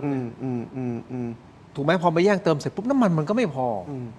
มันต้องหาทางซับซิไดกลุ่มนั้นด้วยมันต้องไปดูที่ต้นตอก่อนว่ามันเกิดจากอะไรถูกต้อง ใช่ปั๊มน้ำมันในปั๊มแบรนด์ต่างๆเราก็รู้อยู่ใช่ไหมฮะเรามีการกองทุนน้ำมันเพื่อที่จะไปสนับสนุนซับซิไดถูกต้องไหมครับดีเซลตอนนี้ซับซิไดลิตรละ20 กว่าบาทเยอะมากแต่ปั๊มที่เป็นปั๊มหลอดปั๊มอะไรที่ตามต่างจังหวัดที่เยอะๆหมดเลยเนี่ยเขาไม่มีนะซับซิไดเนี่ยนั่นหมายความว่าราคามาจากโรงกลั่นมาส่งเท่าไหร่นี่คือ3 ลิตรละ3 4 5 60 บาทเนี่ยเขาก็ต้องจ่ายซึ่งก็จะไม่มีใครไปเติมของเขาไม่เติมเสร็จปุ๊บเขาก็ไปแย่งเติม ใช่เขาก็ไปเติมจากที่แบรนด์นะสิเป็นการตกหล่นในประเทศว่ามีบางกลุ่มที่ไม่ใช่ว่าเข้าไม่ถึงไม่ได้รับการสนใจเลยว่าแล้วก็ปั๊มเล็กๆพวกนั้นนะคือปั๊มที่อยู่ใกล้ชิดกับประชาชนแล้วก็เกี่ยวข้องกับภาคการเกษตรด้วยปั๊มพวกนั้นนะคะปั๊มลักษณะแบบนั้นเนี่ยเกี่ยวข้องกับภาคการเกษตรเป็นหลักด้วยแล้วก็คือชาวบ้านเติมน้ำมันรถมอเตอร์ไซค์อาจจะแค่ถือแล้วต้องขับออกมาแล้วมาต่อคิวเนี่ยซึ่งมันเป็นไปไม่ได้อยู่แล้วมันยิ่งหนักเข้าไปใหญ่ชาวบ้านที่อยู่ไกลๆจากเดิมไม่ได้รับผลกระทบแบบโดยตรงหรือว่ารุนแรงกลับกลายเป็นว่าแทบจะทุกคนในประเทศจะต้องพร้อมกันกับเหตุการณ์นี้นะคะซึ่งสิ่งนี้ ที่รัฐบาลต้องให้ความสนใจอย่างมากเลยนะคะตรงนี้ ใช่ผมขยายความจากอาจารย์คือฟังอาจารย์ผมคิดว่าจริงๆฟังจากคุณทินด้วยคือแสดงว่าเราเห็นภาพแล้วว่าการเอาเงินภาษีไปช่วยอุ้มน้ำมันเนี่ยมันมีคนกลุ่มใหญ่มากที่เขาไม่ถึงนะไม่ยิ่งกลุ่มคนจนที่จนจริงๆคนที่อยู่ในเขตชนบทที่แบบห่างไกลจริงๆคนที่ต้องใช้ปั๊มหลอด คือคนกลุ่มนี้ถ้าเอาตามความจำเป็นเนี่ยเขาเป็นคนกลุ่มที่ควรจะได้ประโยชน์จากการอุ้มราคาน้ำมันมากที่สุด แต่ไม่มีไง แต่ไม่มีเลยเพราะฉะนั้นพอไม่มีเลยเนี่ยครับเขาก็ต้องเข้ามาใช้บริการปั๊มแบบเนี้ย เพราะฉะนั้นอันนี้แหละคือช่องว่างที่ระบบเราผิดแล้วนะครับ คือเราอุดหนุนคนที่ซื้อน้ำมันจากปั๊มนะครับเราเป็นประชาชนไปอุดหนุนกลุ่มนั้นลิตรละ20 บาท แต่ว่ากับคนที่ใช้ปั๊มหลอดเงี้ยเราไม่อุดหนุนทั้งที่เขาจนกว่าเขาลำบากกว่าเขาอยู่ในชุมชนกว่าลอจิกของเรามันคืออะไรอะ แล้วเข้าไม่ถึง แล้วเขาเข้าไม่ถึงด้วย เพราะเนี่ยผมว่าอันนี้ต้องหาทางแก้แล้วว่าในระยะยาวเราปล่อยให้เป็นอย่างนี้ต่อไปไม่ได้คือกลุ่มปั๊มน้ำมันที่อยู่ใกล้ชาวบ้านที่สุดทำไมเขาต้องจ่ายแพงกว่ากลุ่มปั๊มน้ำมันที่เป็นของคนเจ้าสัวเป็นของนักธุรกิจเป็นของคนทำมาหากินใช่ไหมครับถ้าเกิดเรายังไม่แก้ปัญหานี้ปัญหาปั๊มขนาดใหญ่ขนาดกลางที่จะต้องเป็นศูนย์กลางให้คนมาแย่งน้ำมันเนี่ยก็จะแก้ปัญหาก็จะวนอย่างนี้ไม่จบนะครับแต่ว่าฟังที่รัฐมนตรีพลังงานเนี่ยนะครับก็ต้องบอกว่าไอ้เรื่องนี้ต้องพิสูจน์ว่าสิ่งที่ท่านพูดเนี่ยจริงหรือเปล่าคือ1เรามีน้ำมันในสต็อกคือรัฐบาลยืนยันว่าเรามีน้ำมันในสต็อกแต่หน้าปั๊มขาดพูดง่ายๆคือเพราะว่าขนน้ำมันจากสต็อกมาเติมปั๊มไม่ทันถ้าเกิดแก้เรื่องพวกนี้ได้แล้วน้ำมันไม่ขาดแล้วไปหน้าปั๊มมีแล้วเนี่ยแสดงว่าเราไม่ได้ถูกรัฐบาลโกหกใช่ไหมครับแต่ถ้าเกิดรัฐบาลบอกน้ำมันในสต็อกมีนะครับแก้กติกาต่างๆแล้วน้ำมันหน้าปั๊มยังไม่มีแสดงว่าต้องมีคนโกหกเราแล้ว แต่ถ้าดูตรงนี้อาจารย์คะมองว่าที่รัฐบาลพูดที่ประกาศมาเนี่ยมันมีช่องผิดปกติที่เราเห็นอยู่ชัดเจนเลยนะคะว่าทำไมรถไปส่งไม่ได้ แล้วปกติทำไมส่งได้มันเกิดอะไรขึ้นที่เกี่ยวข้องกับรถตรงนี้นะคะซึ่งเราก็เห็นปัญหาแล้วล่ะว่ามันคือช่องนี้เพราะฉะนั้นรัฐบาลหรือว่าคนที่รับผิดชอบจะจัดการยังไงกับรถที่ไปส่งคือบอกว่ารถน้ำมันไม่มีน้ำมันไปส่งหรอหรือเมื่อกี้บอกว่าติดเวลาแล้วปกติที่ถึงแม้ว่าจะมีคนใช้หรือว่าใช้มาตอนนี้บอกว่ามาเติมมากก็เลยส่งไม่ทันอะไรแบบนี้เพราะฉะนั้นเราเห็นแล้วล่ะว่าอันนี้มันคือจุดอ่อนของระบบรัฐบาลก็ถ้าเกิดแก้ปัญหาเฉพาะหน้าคือต้องจัดการกับจุดอ่อนของระบบนี้ให้ได้ก่อน แล้วก็สามารถที่จะดำเนินต่อไปได้ หรือว่าจะจัดการในระยะยาวได้ แต่ตอนนี้ปัญหาก็คือบอกว่ารถน้ำมันส่งไม่ทันส่งไม่ทันเอางี้ ตรง สมม นี้ ติสมมติ10 คันส่งไปปั๊มนี้ต่อวันสมมตินะ10 คันส่งไปต่อวันแต่เนื่องจากว่าการขายมันเพิ่มขึ้นเท่าตัวมันหมดเร็ว10 วันมันเติมไม่พอเติมไม่ทันคุณก็เพิ่มรอบรถเป็น20 คันหรือ15 คันเพื่อที่จะเติมให้มันพอสิใช่อันนั้นคือสิ่งที่ต้องทำแล้วผมย้ำว่าต้องรีบทำไม่อย่างนั้นผลกระทบมันจะเริ่มลามนะครับผมเข้าใจว่าในอีกสัก2-3 วันน่าจะอีก2 วันจะมีการประท้วงของกลุ่มรถบรรทุกนะคพรุ่งนี้ครับพรุ่งนี้18ครับ18ที่จะไปอยู่ที่แหลมฉบัง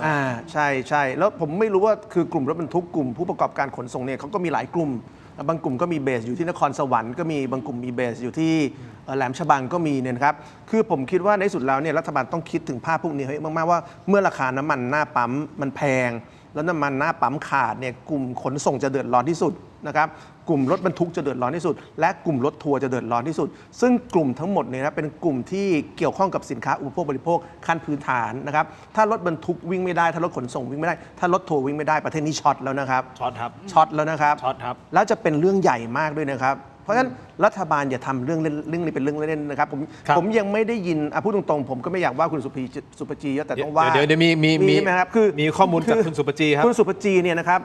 บเป็นคนหายนานเกินไปแล้วนะครับคืออย่าอ้างว่าเป็นรัฐบาลรักษาการทำอะไรไม่ได้การเป็นรัฐบาลรักษาการก็ทำอะไรได้เอางี้อาจารย์ไหนพูดถึงคุณสุภจีนะฮะคุณผู้ชมครับเมื่อ 9 โมงเช้าที่ผ่านมานักข่าวก็เลยไปถามคุณสุภจีนะถามคุณสุภจีเรื่องปั๊มน้ำมันติดป้ายน้ำมันหมดนี่แหละครับว่าอย่างไรคุณสุภจีตอบกลับบอกว่าต้องให้กระทรวงพลังงานเป็นผู้ชี้แจงไปดูไปดู พอจะอธิบายนิดนึงได้ไหมคะว่าตอนนี้ที่ติดป้ายกันว่าหมดเนี่ยค่ะแต่ว่าจะอธิบายว่าเดี๋ยวตอนนี้น้ำมันมันอยู่ในตรงไหนนะเดี๋ยวมันจะไปยังไงต่อหรือว่าอะไรอย่างเงี้ยอะไรหมดค่ะน้ำมันว่าการติดป้ายที่ปั๊มอะค่ะว่าอันนี้ค่ะก็ต้องเดี๋ยวต้องขอให้ทางท่านรัฐมนตรีกระทรวงพลังงานช่วยแล้วกันเพราะว่าหน่วยงานที่กำกับดูแลเนี่ยไม่ได้เป็นของพาณิชย์ก็คือว่าเมื่อมีการประกาศราคาน้ำมันนี้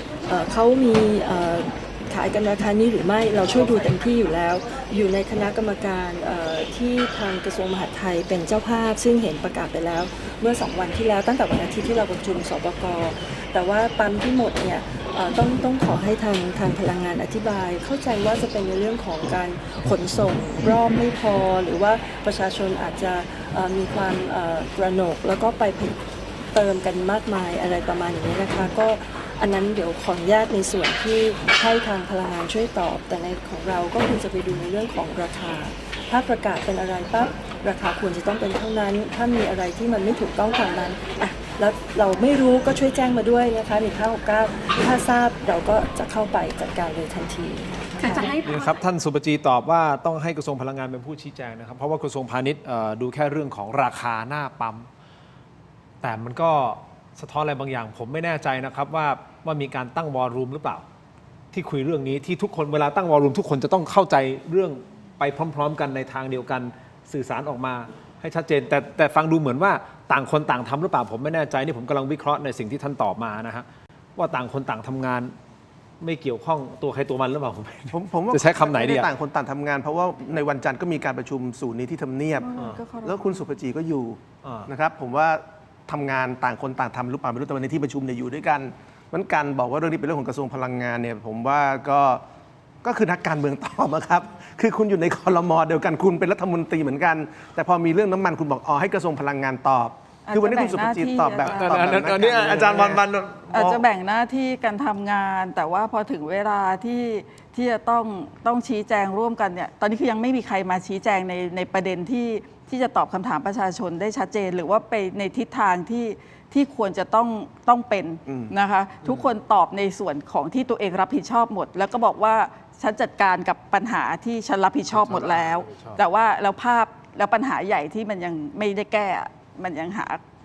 หาคนที่ตอบให้กับ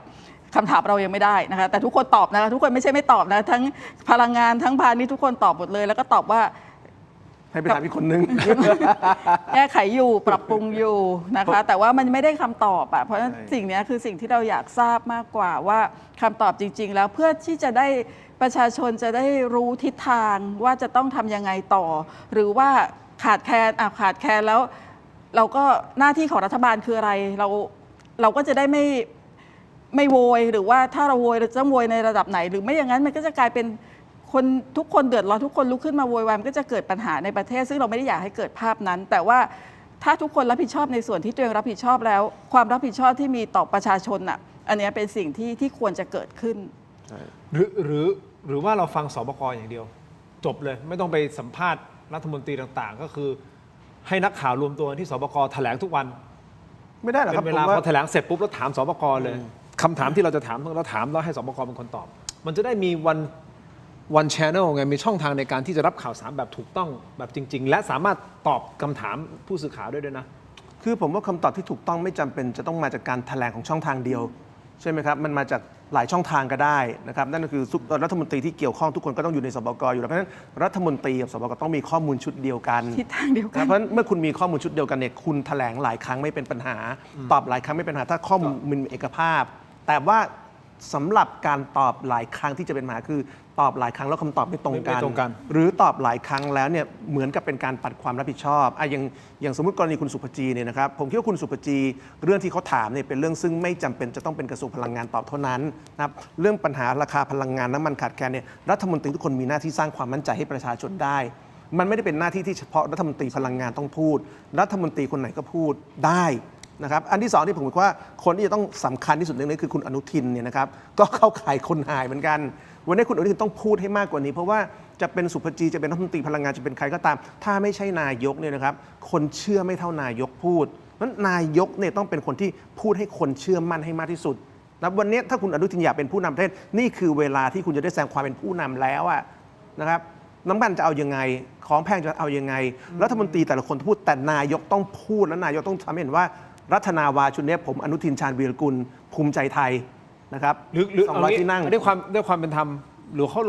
รอรัฐบาลชุดใหม่เป็นทางการตอนนี้รักษาการมันไม่จำเป็นต้องรอนี่มันคืองานที่มันทำได้ต่อให้เป็นรัฐบาลรักษาการนะครับความเดือดร้อนของประชาชนมันไม่ต้องรอครับไม่ผมไม่รู้แน่นอนแหละผมไม่อยากให้เราแต่ผมกำลังคิดอยู่ไงว่ารัฐบาลคิดอะไรอยู่ไม่รัฐมนตรีหลังจากนี้ก็คนเดิมเกือบทุกคนอยู่แล้วเพราะฉะนั้นผมว่าไม่จำเป็นต้องรองานความเดือดร้อนเป็นงานรูทีนนะครับการบริหารเรื่องพวกนี้เป็นเรื่องรูทีนเพราะฉะนั้นมันรอไม่ได้ไงนั้นคุณอนุทินเนี่ยต้องแสดงความเป็นผู้นำให้มากกว่านี้ ความเชื่อมั่นของประชาชนเป็นสิ่งที่สำคัญ ใช่ ตอนนี้นะคะ ใช่ สำหรับประเทศคือขอโทษนะคะอาจารย์ในเห็นด้วยกับอาจารย์อย่างยิ่ง เพราะว่าเราจะเคว้งคว้างอยู่ไม่ได้ หรือเราจะฟังคนนี้ทีฟังคนนี้ทีแต่ว่าแล้วเราต้องไปทางไหนอะเราก็ประหยัดอยู่ไงเราใช้มหาลัยก็ประกาศว่าจะต้องช่วยกันประหยัดพลังงานมีมาตรการต่างๆแต่ว่ามาตรการจริงๆที่เราควรจะเป็นอ่ะมันไม่เห็นไงทุกคนวาดภาพแล้วทุกคนก็ทำในสิ่งที่เราคิดว่าเราจะช่วยอ่ะแต่ว่าท้ายที่สุดแล้วอ่ะจะให้เราช่วย แล้วคนที่ต้องการให้เราช่วยเนี่ยบอกเราหรือยังไม่ไ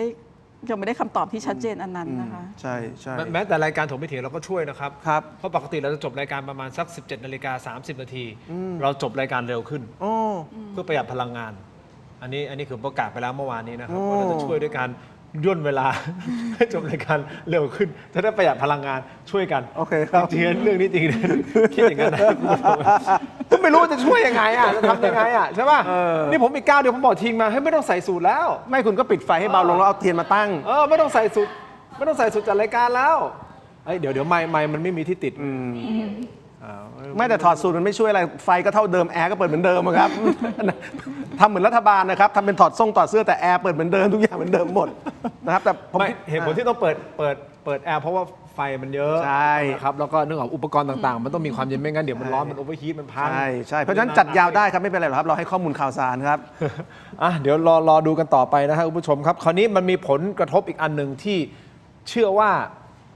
มันจะถึงขั้นวิกฤตที่พุ่งตรงถึงประเทศไทยด้วยนะฮะคุณผู้ชมครับเมื่อวานนี้ครับท่าเรือฟูไจราของ UAE ครับซึ่งตั้งอยู่นอก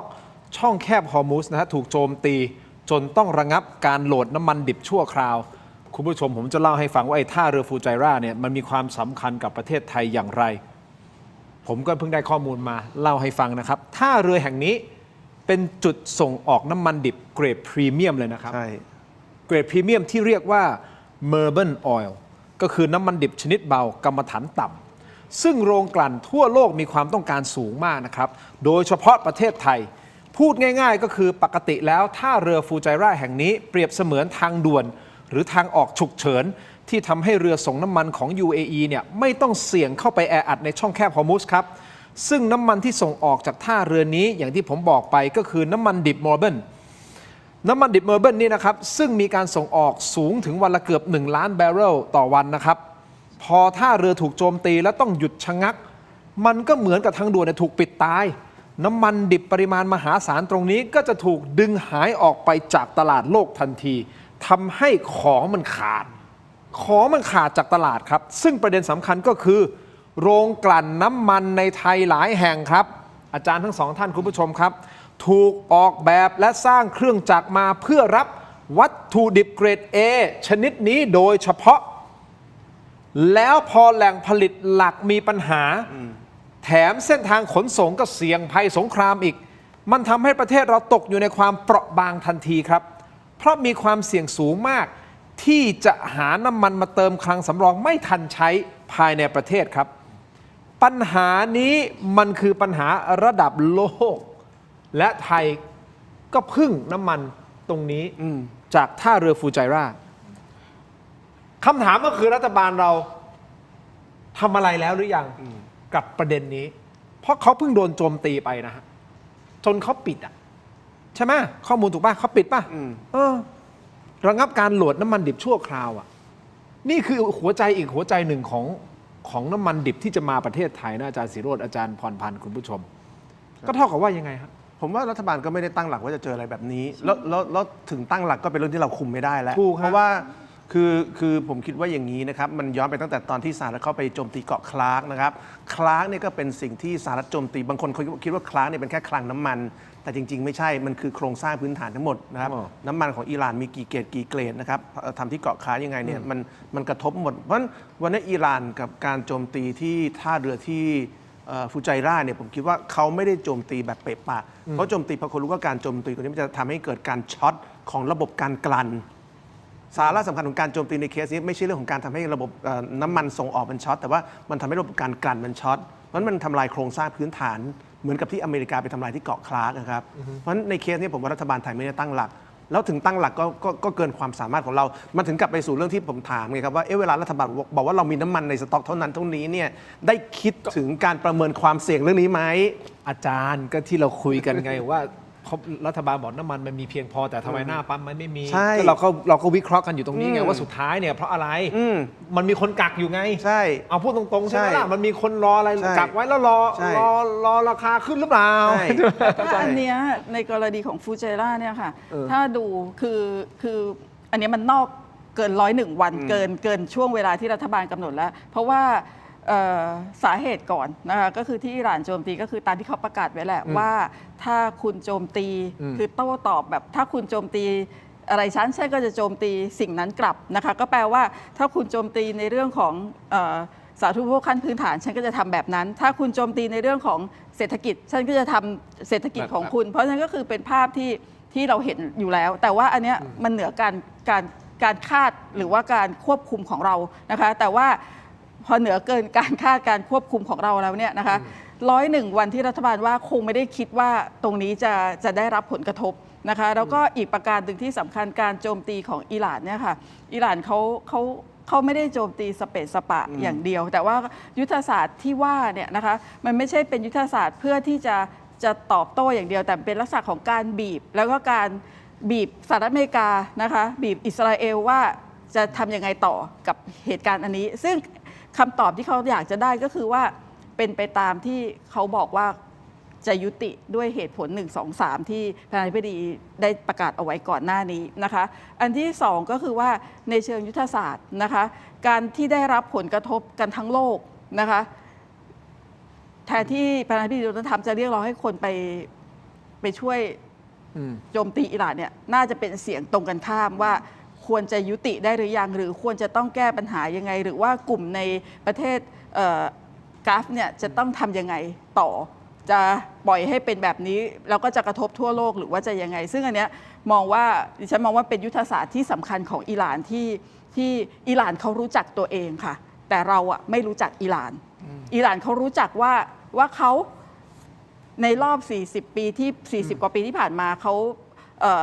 มีอะไรที่เขาจะต้องปรับปรุงมีอะไรที่เขาจะต้องเผชิญเขารู้จักตัวเขาแต่เราอะไม่รู้จักเขาแล้วเราก็เลยประเมินรวมทั้งสหรัฐอเมริกายิ่งโดยไม่ใช่รวมทั้งสหรัฐอเมริกาและอิสราเอลเนี่ยแหละประเมินเขาแบบที่ไม่รู้จักเขานะคะมันก็เลยเป็นภาพที่เกิดขึ้น ประเด็นนี้น่าคิดนะอาจารย์ผมว่าประเด็นนี้คือสรุปแล้วสหรัฐอเมริกากับอิสราเอลอาจจะไม่รู้จริงๆว่าศักยภาพของอิหร่านโอ้โหขนาดนี้เลยเหรอขนาดเราบอมกันแบบนึกออกว่าถล่มกันไม่รู้เป็นพันจุดเนี่ยถล่มกันมากี่วันแล้วเนี่ยเขายังอยู่ได้ผมว่าก็มีแล้วเขาโดดเดี่ยวดายด้วยนะเขาไม่ใช่ว่ามีพันธมิตรแบบโอ้โหช่วยกันเหมือนเขาโดนลุมสกรรมอยู่เขาก็ยังอยู่ได้ใช่ผมว่าอเมริกามีปัญหาเรื่องการ underestimate ศักยภาพอิหร่านนะครับเพราะว่านะครับตัวเองก็ความสัมพันธ์กับอิหร่านก็ไม่ดีโอเคบางคนอาจจะบอกว่าเขาจะมีข่าวกรองอะไรแต่การที่คุณมีเรื่องกับอิหร่านมาครึ่งศตวรรษเนี่ยนะครับผมว่าการเข้าถึงข้อมูลต่างๆในอิหร่านเนี่ยของสหรัฐนี่น้อยอยู่แล้วดังนั้นผมว่าการประเมินอิหร่านผิดเนี่ยเป็นประเด็นสำคัญแน่นอนซึ่งไม่ใช่เรื่องที่อเมริกาไม่เคยเกิดนะครับไปทำสงครามเวียดนามก็เกิดปัญหาแบบนี้นะครับว่าคิดว่าไปแป๊บเดียวจบล่อไปเป็นไม่จบนะครับในอิรักก็นานกว่าจะจบในซีเรียก็นานกว่าจะจบเพราะฉะนั้นอเมริกามีปัญหาแบบนี้ตลอดคือ underestimate ฝ่ายตรงข้ามแล้วก็ overestimate ฝ่ายตัวเองไม่เคยเปลี่ยนนะครับหรือว่าเขาจงใจ underestimate จงใจ underestimate เพื่อที่จะลากอะไรบางอย่างเพราะอย่าลืมว่าเขาได้ประโยชน์จากการทำสงครามเป็นไปได้สหรัฐเองเขาได้ประโยชน์เป็นไปได้แล้วอย่าลืมตรงไปตรงมาอย่าลืมด้วยว่าอเมริกาเป็นประเทศที่มันมีสิ่งหนึ่งที่หลายประเทศไม่มีคือการมีสิ่งที่เรียกว่า military industry complex ก็คือกลุ่มทุนทหารกลุ่มอุตสาหกรรมซึ่งเป็นกลุ่มค้าที่เป็นธุรกิจใหญ่มากที่สนับสนุนประธานาธิบดีฝั่งริพับลิกันนะครับสปอนเซอร์หลักของริพับลิกันคือกลุ่มทุนที่เป็นmilitary industry complex ถูกครับซึ่งได้ประโยชน์จากการเอาสงครามเนี่ยเป็นโชว์เคสของอาวุธทันสมัยเป็นเรื่องจริงที่น่าเศร้านะครับคุณผู้ชมครับส่วนอีกประเด็นหนึ่งท่ามกลางสงครามนะฮะอาจารย์ทั้งสองท่านคุณผู้ชมครับได้รับผลกระทบทั่วหน้าใช่ไหมครับแต่มีประเทศหนึ่งครับอาจจะเป็นประเทศส้มหล่นหรือเปล่าใครครับรัสเซียครับใช่ไหมอาจจะเป็นของขวัญให้กับรัสเซียหรือเปล่านึกออกไหมฮะอย่างที่ผมบอกนะฮะสงครามมันก็จะมีผู้ที่เสียผลประโยชน์และผู้ที่ได้ผลประโยชน์นะครับในรัสเซียเนี่ยแน่นอนเขาแบ็กอิหร่านอยู่แล้วถูกต้องไหมครับแต่เขาได้ประโยชน์ตรงนี้เพิ่มขึ้นเพราะอะไรครับน้ำมันจากตะวันออกกลางส่งออกไม่ได้ จีนและอินเดียหันมานำเข้าน้ำมันจากรัสเซียเพิ่มมากยิ่งขึ้น เพิ่มแบบมหาศาลนะฮะอินเดียเพิ่มขึ้น 38%จีนนี่เพิ่มขึ้นประมาณ 48%เลยนะฮะนำเข้าจากรัสเซียทำให้รัสเซียเนี่ยมีรายได้ไปทำสงครามกับยูเครนต่อครับคำถามก็คือว่านี่เป็นการเตะหมูเข้าปากยื่นท่อน้ำเลี้ยงให้กับรัสเซียไปทำสงครามต่อหรือไม่อันเนี้ยเราจะต้องประเมินกันนะครับแต่มีรายงานเมื่อช่วงเช้าราวๆประมาณสัก 10 โมงกว่าออกมานะครับท่านศรีศักดิ์พวงเกตแก้วรัฐมนตรีว่าการกระทรวงการต่างประเทศซึ่งท่านอยู่ระหว่างการเดินทางนะไปที่ประเทศออสเตรียนะถึงกรุงเวียนนานี่นะครับหารือกับทางรัสเซียแล้วครับเพื่ออะไรฮะเจรจาซื้อน้ำมันดิบจากรัสเซียเช่นเดียวกันครับก็ต้องติดตามว่าการเจรจาจะสำเร็จหรือไม่อย่างที่ผมบอกครับผมพูดนะผมเชื่อว่ารัฐบาลทำงานหลังบ้านอยู่เพื่อที่จะไปหาแหล่งน้ำมันที่อื่นแหละแต่อย่างที่ผมบอกไปแหล่งน้ำมันที่อื่นไม่ได้แปลว่าเข้ามาแล้วราคาน้ำมันก็จะโอ้โหกลับมาสู่ราคาปกติไม่ใช่แต่อาจจะแพงขึ้นหน่อยครับถูกต้องไหมครับแต่อย่างน้อยมันไม่ขาดนึกออกว่าหรือขาดน้อยซึ่งมันก็จะเป็นลดภาระของรัฐบาลในการอุ้มกองทุนน้ำมันใช่ซึ่งอันนี้ท่านศรีศักดิ์ท่านเดินหน้าตรงนี้นะฮะคุยกับรัสเซียซึ่งเราก็มีความสัมพันธ์ที่ดีกับรัสเซียนะถูกต้องไหมเรามีความสัมพันธ์ที่ดีกับรัสเซียอิหร่านกับสหรัฐนะฮะแล้วก็อิสราเอลด้วยทางจีนด้วยเราเป็นพันธมิตรกับทุกคนอันนี้เป็นนโยบายที่ดีของประเทศไทยนะคะถ้าเราดูประวัติศาสตร์ของไทยหลายๆประเทศก็จะตั้งคำถามนะคะว่านโยบายการต่างประเทศของเราเป็นยังไงนโยบายการต่างประเทศของเราก็คือว่าเรานึกถึงผลประโยชน์ของประเทศเป็นสำคัญเราไม่ได้ต้องชัดเจนว่าเราจะอยู่ฝ่ายไหนแต่เราชัดเจนในเรื่องผลประโยชน์ซึ่งตอนนี้ค่ะเราก็เห็นภาพของ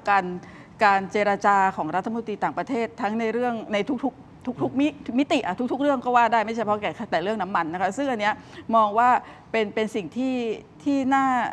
ที่ดีของรัฐบาลในการที่จะทำให้เห็นว่าเรามันคือจุดยืนของเราเนี่ยแหละในการที่เรามีพันธมิตรแล้วเราก็ไม่ได้เลือกข้างนะซึ่งเป็นโอกาสที่ดีนะคะถ้ากรณีของการซื้อน้ำมันของรัสเซียแล้วสามารถที่มาช่วยแก้ปัญหาภายในประเทศได้ก็เป็นสิ่งที่ดีแต่ต้องทำความเข้าใจกับสหรัฐด้วยใช่ครับเพราะว่าก่อนหน้านี้ที่เราไม่ได้ซื้ออะไรมากมายเพราะว่าสหรัฐใช่อันนั้นอยู่นึงอยู่เพราะฉะนั้นมันถึงเป็นโจทย์อีกโจทย์หนึ่งซ้อนเข้ามาใช่อันนี้เป็นโจทย์อีกโจทย์หนึ่งที่ทางด้านของท่านศรีศักดิ์นี่แหละครับผมเชื่อว่าด้วยความสามารถของท่านนะฮะด้วยประสบการณ์ผมเชื่อว่าสามารถที่จะอย่างน้อยพูดคุยเจรจาเพื่อแต่เป็นโจทย์ที่ยากเพราะว่ารัสเซียเองก็ไม่หมูนะครับคือรัสเซียเองก็รู้ว่าตอนนี้ไทยต้องการน้ำมันแล้วไทยเองคนก็รู้ว่าไทยเนี่ยเป็นพันธมิตรกับสหรัฐที่แนบแน่นมากนะครับเพราะฉะนั้นถ้ารัสเซียขายน้ำมันให้เราเนี่ยผมว่าคงต้องไปตามดูว่ารัสเซียจะขออะไรจากเราตอบแทนค้าขายกับรัสเซียไม่เคยมีของฟรีนะครับก็ทุกประเทศแหละเขาต้องขออะไรบางอย่างซึ่งเราไม่รู้เขาจะขออะไรไงภาพเราต้องชัดเจนว่าเราไม่เป็นพวกใครเราต้องชัดเจนตรงนี้ว่าเราเป็นมิตรกับทุกประเทศเราไม่ได้หลายหัวแต่ว่าเราหัวเดียวนั่นแหละคือจุดยืนของประโยชน์ของประเทศเราแล้วเราก็พร้อมเป็นมิตรกับทุกคนครับเราเป็นมิตรกับทุกคนครับคุณผู้ชมครับมิตรนี่คือมิตรแท้นะครับเพื่อนนะฮะไม่ใช่เป็นมิจฉาชีพนะครับแล้วคุณผู้ชมที่ทักว่าผมใส่สร้อยคอทองคำเส้นใหญ่ขนาดนี้ไม่ใช่คุณใส่ทองใช่ไหมครับมันเป็นเสื้อทำไมผมดูเป็นทองเดี๋ยวผมจะบอกเดี๋ยวจะเปิดให้ดูนะว่าเป็นเสื้ออะไรแต่ก่อนที่จะไปตรงนั้นคุณผู้ชมครับยังมีคำถามทิ้งท้ายหลายคนสงสัยเหมือนกันนะอาจารย์ศิโรจน์พูดแบบตรงไปตรงมาเรื่องของการเมืองไทยนะครับคือวันนี้คุณสรยุทธ ทัศนจินดานะฮะพี่ยุทธนะครับในรายการกรรมกรข่าวคุยนอกจอมีการพูดประโยคหนึ่งขึ้นมาไว้น่าสนใจก็คือพูดถึงพรรคประชาชนขยับน้อยมากในเหตุการณ์ครั้งนี้นะฮะคุณผู้ชมครับเขาบอกว่าได้เห็นแกนนำออกมาหรือยังล่ะไม่ว่าจะเป็นคุณเท้งคุณสิริกัญญาอาจารย์ต้นเป็นต้นนะเขาบอกว่าอันเนี้ยมันเป็นเรื่องใหญ่นะเรื่องวิกฤตก็คือสงครามน้ำมันผมนึกว่าติดพันตั้งแต่สมัยยกมือ MOA ถ้าวันนี้นายกชื่อแพทองธารวันนี้จะเป็นยังไงสภาพจะเป็นยังไงจะเหลือไหมสถานการณ์ขนาดนี้จะเหลือไหมอาจจะเป็นเพราะพรรคประชาชนแพ้เลือกตั้งยังเมาหมัดอยู่มั้งนี่คือพี่สรยุทธได้พูดเอาไว้นะครับอาจารย์ศิโรจน์คิดอย่างไรในประเด็นนี้เดี๋ยวก่อนที่จะไปฟังอาจารย์นะครับผมขออนุญาตครับ ขายของก่อนให้อาจารย์ได้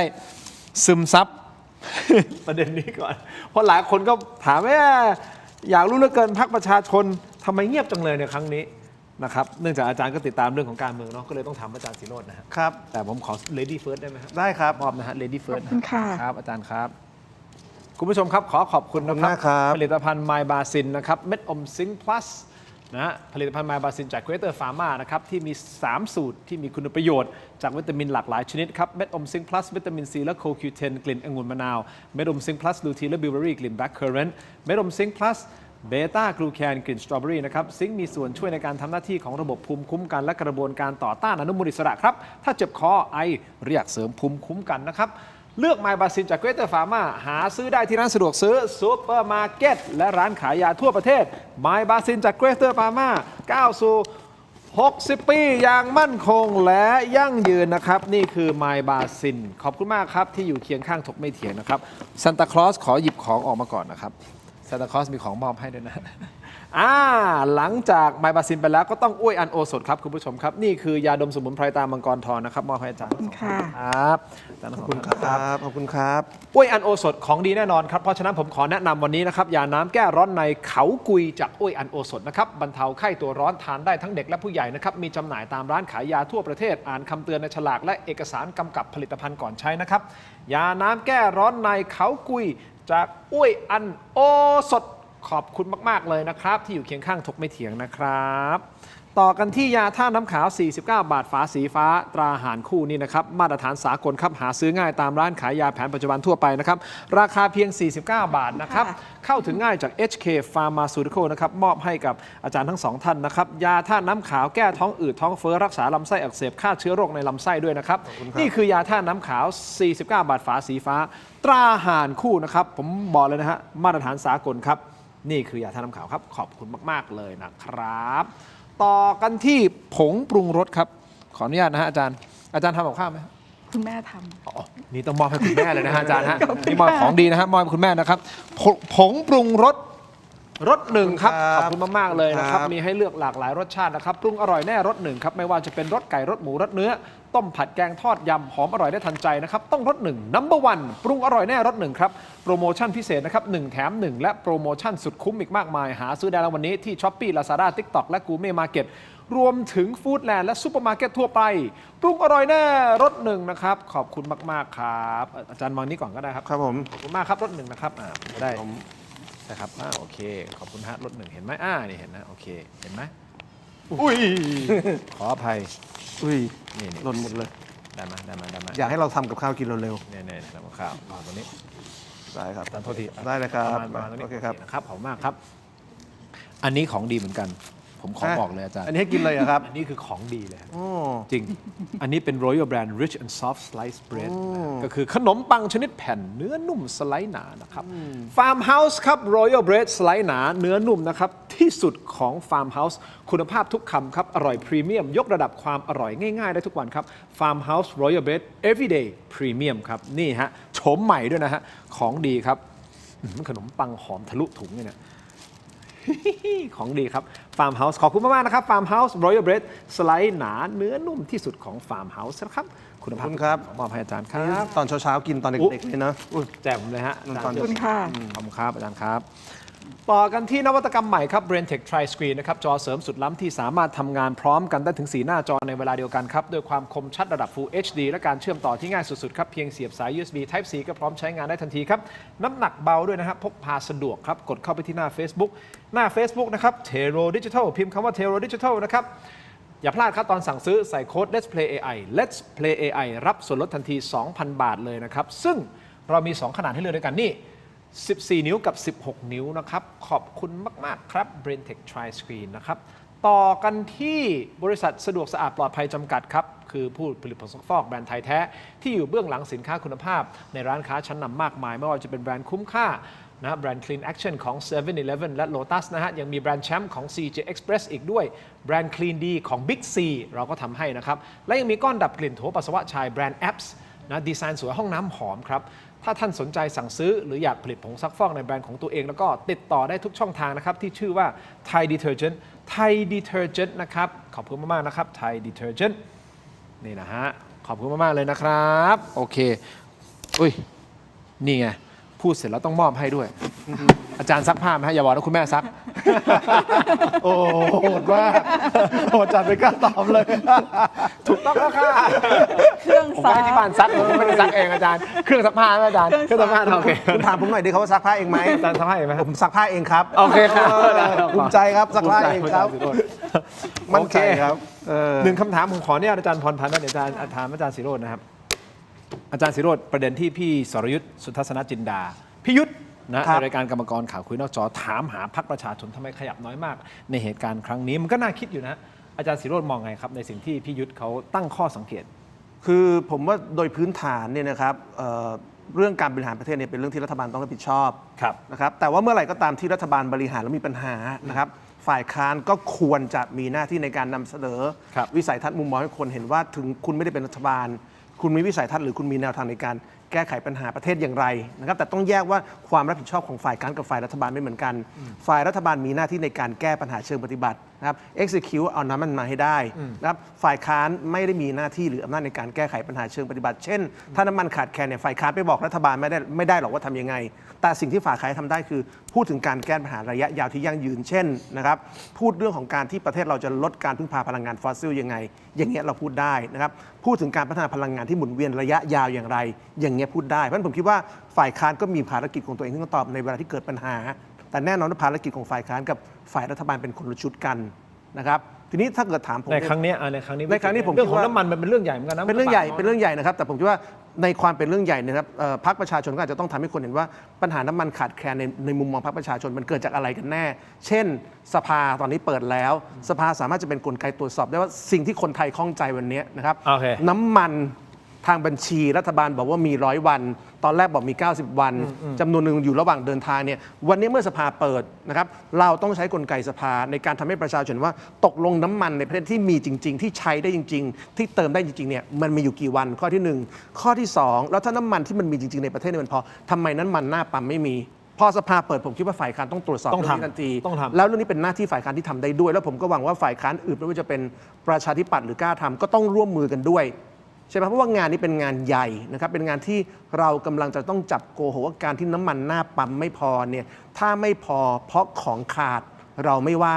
แต่คนไทยกังวล2ข้อว่า1ของไม่ขาดแต่มีคนกักรอปล่อยเพื่อของแพง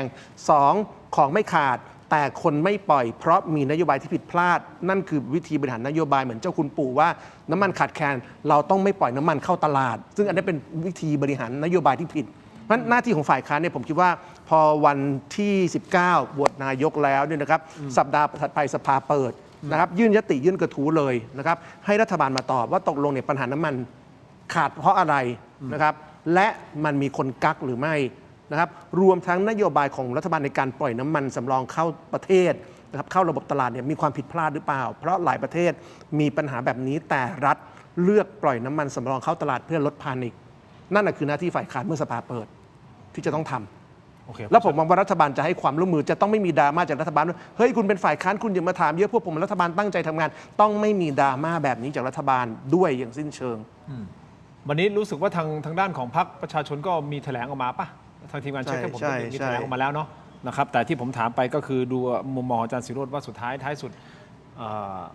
อยากจะเห็นในสภาว่ามันจะเกิดอะไรขึ้นกับสิ่งนี้ผมว่านี่เป็นสิ่งสำคัญนะอาจารย์พรพันธ์ว่าตอนนี้วิกฤตของประเทศเราใช้คำว่าวิกฤตได้ไหมตอนนี้น่าจะได้ครับได้แล้วเนาะได้มองว่าอันเนี้ยค่ะเป็นวิกฤตที่ตอนนี้ไม่ใช่หน้าที่ฉันไม่ใช่หน้าที่เธอละมันเป็นหน้าที่ที่ทุกคนจะต้องร่วมกันแล้วก็จะในส่วนของฝ่ายค้านนะคะคือตอนนี้ทุกคนคือเข้าไปทำหน้าที่ที่จะต้องหน้าที่ฝ่ายค้านคืออะไรนะคะไม่ใช่ว่าตรวจสอบในสิ่งที่ถูกใจตัวเองอย่างเดียวไม่ใช่แต่ว่าเป็นหน้าที่ต้องตรวจสอบเพื่อความ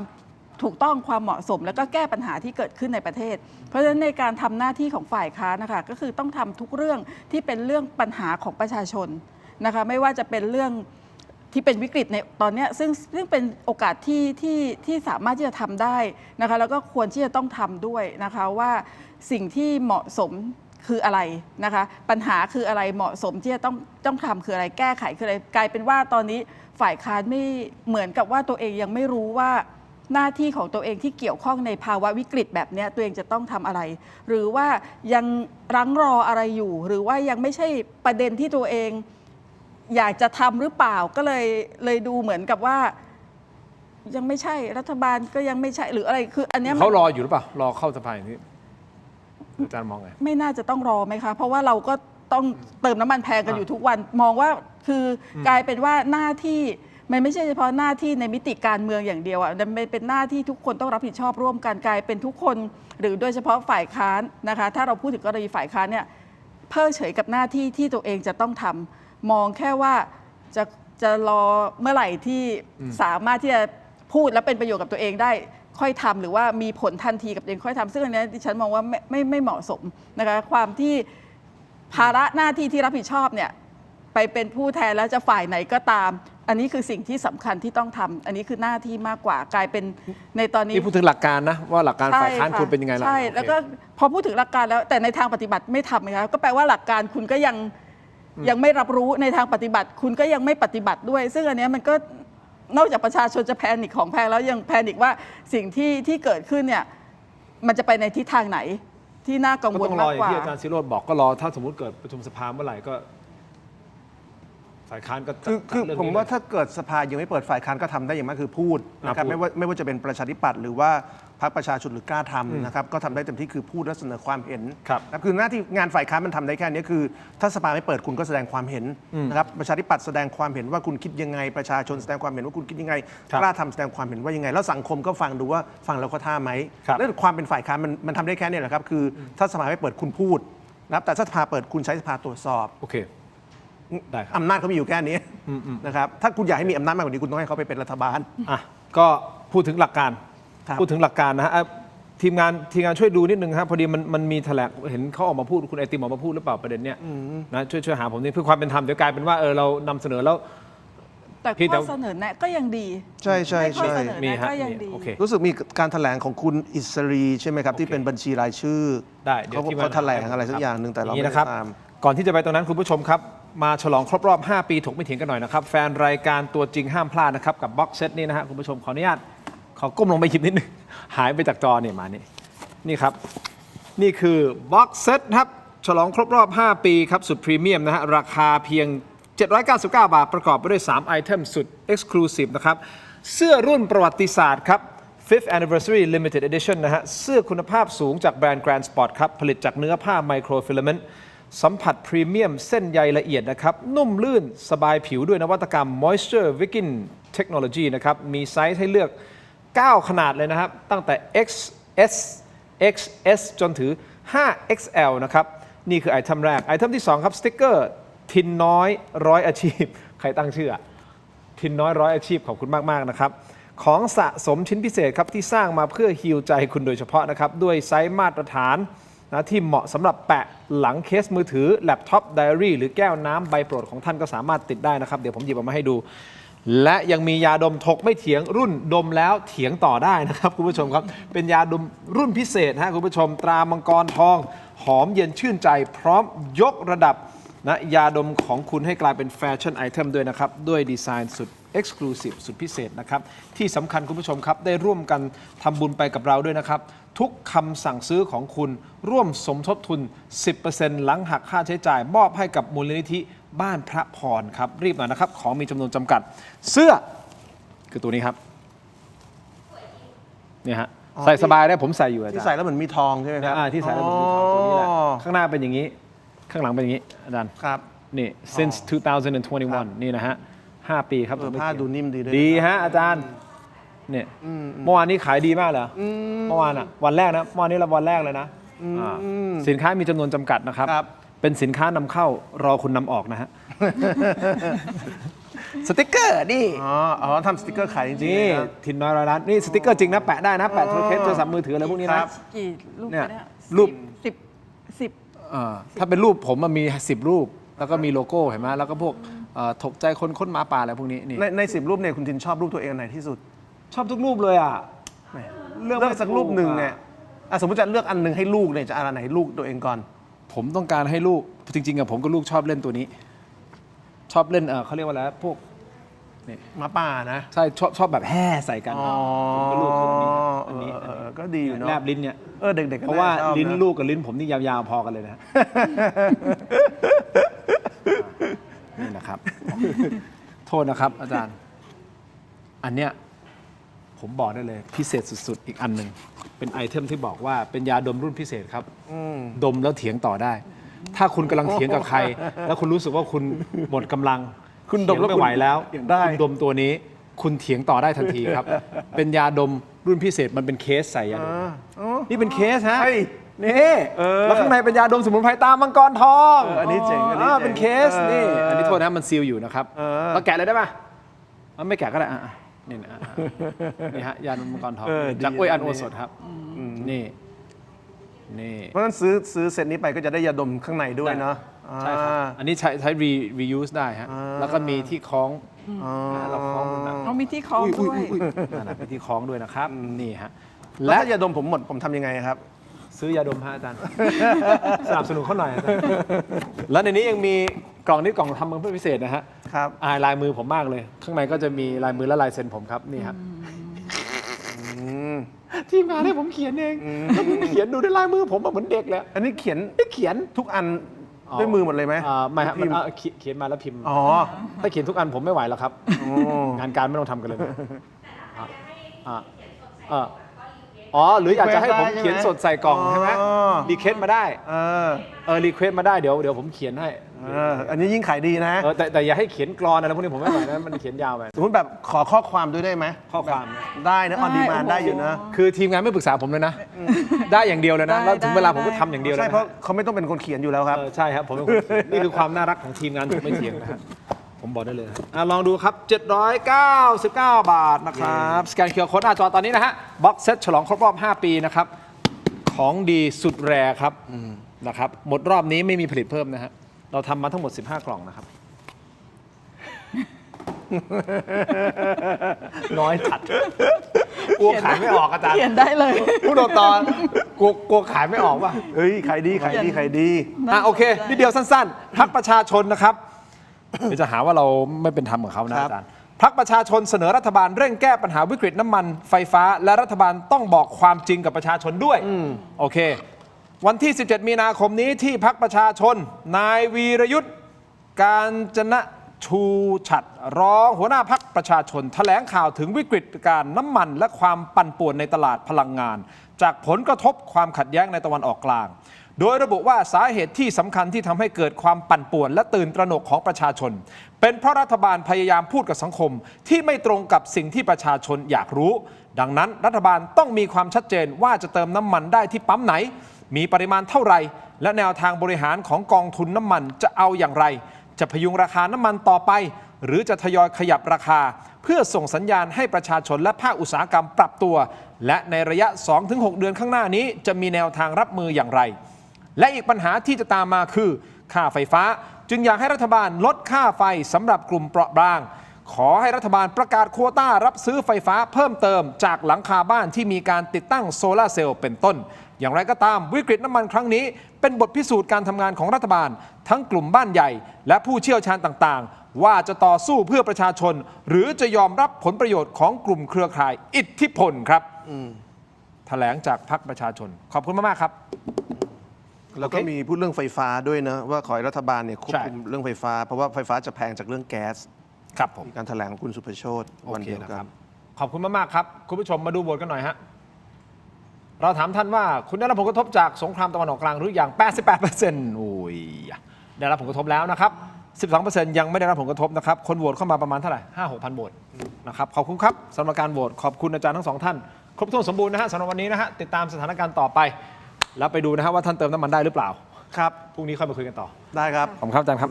ขอบคุณครับ ทั้งหมดนี้คือผมไปเถียงครับลาไปก่อนครับสวัสดีครับ สวัสดีค่ะ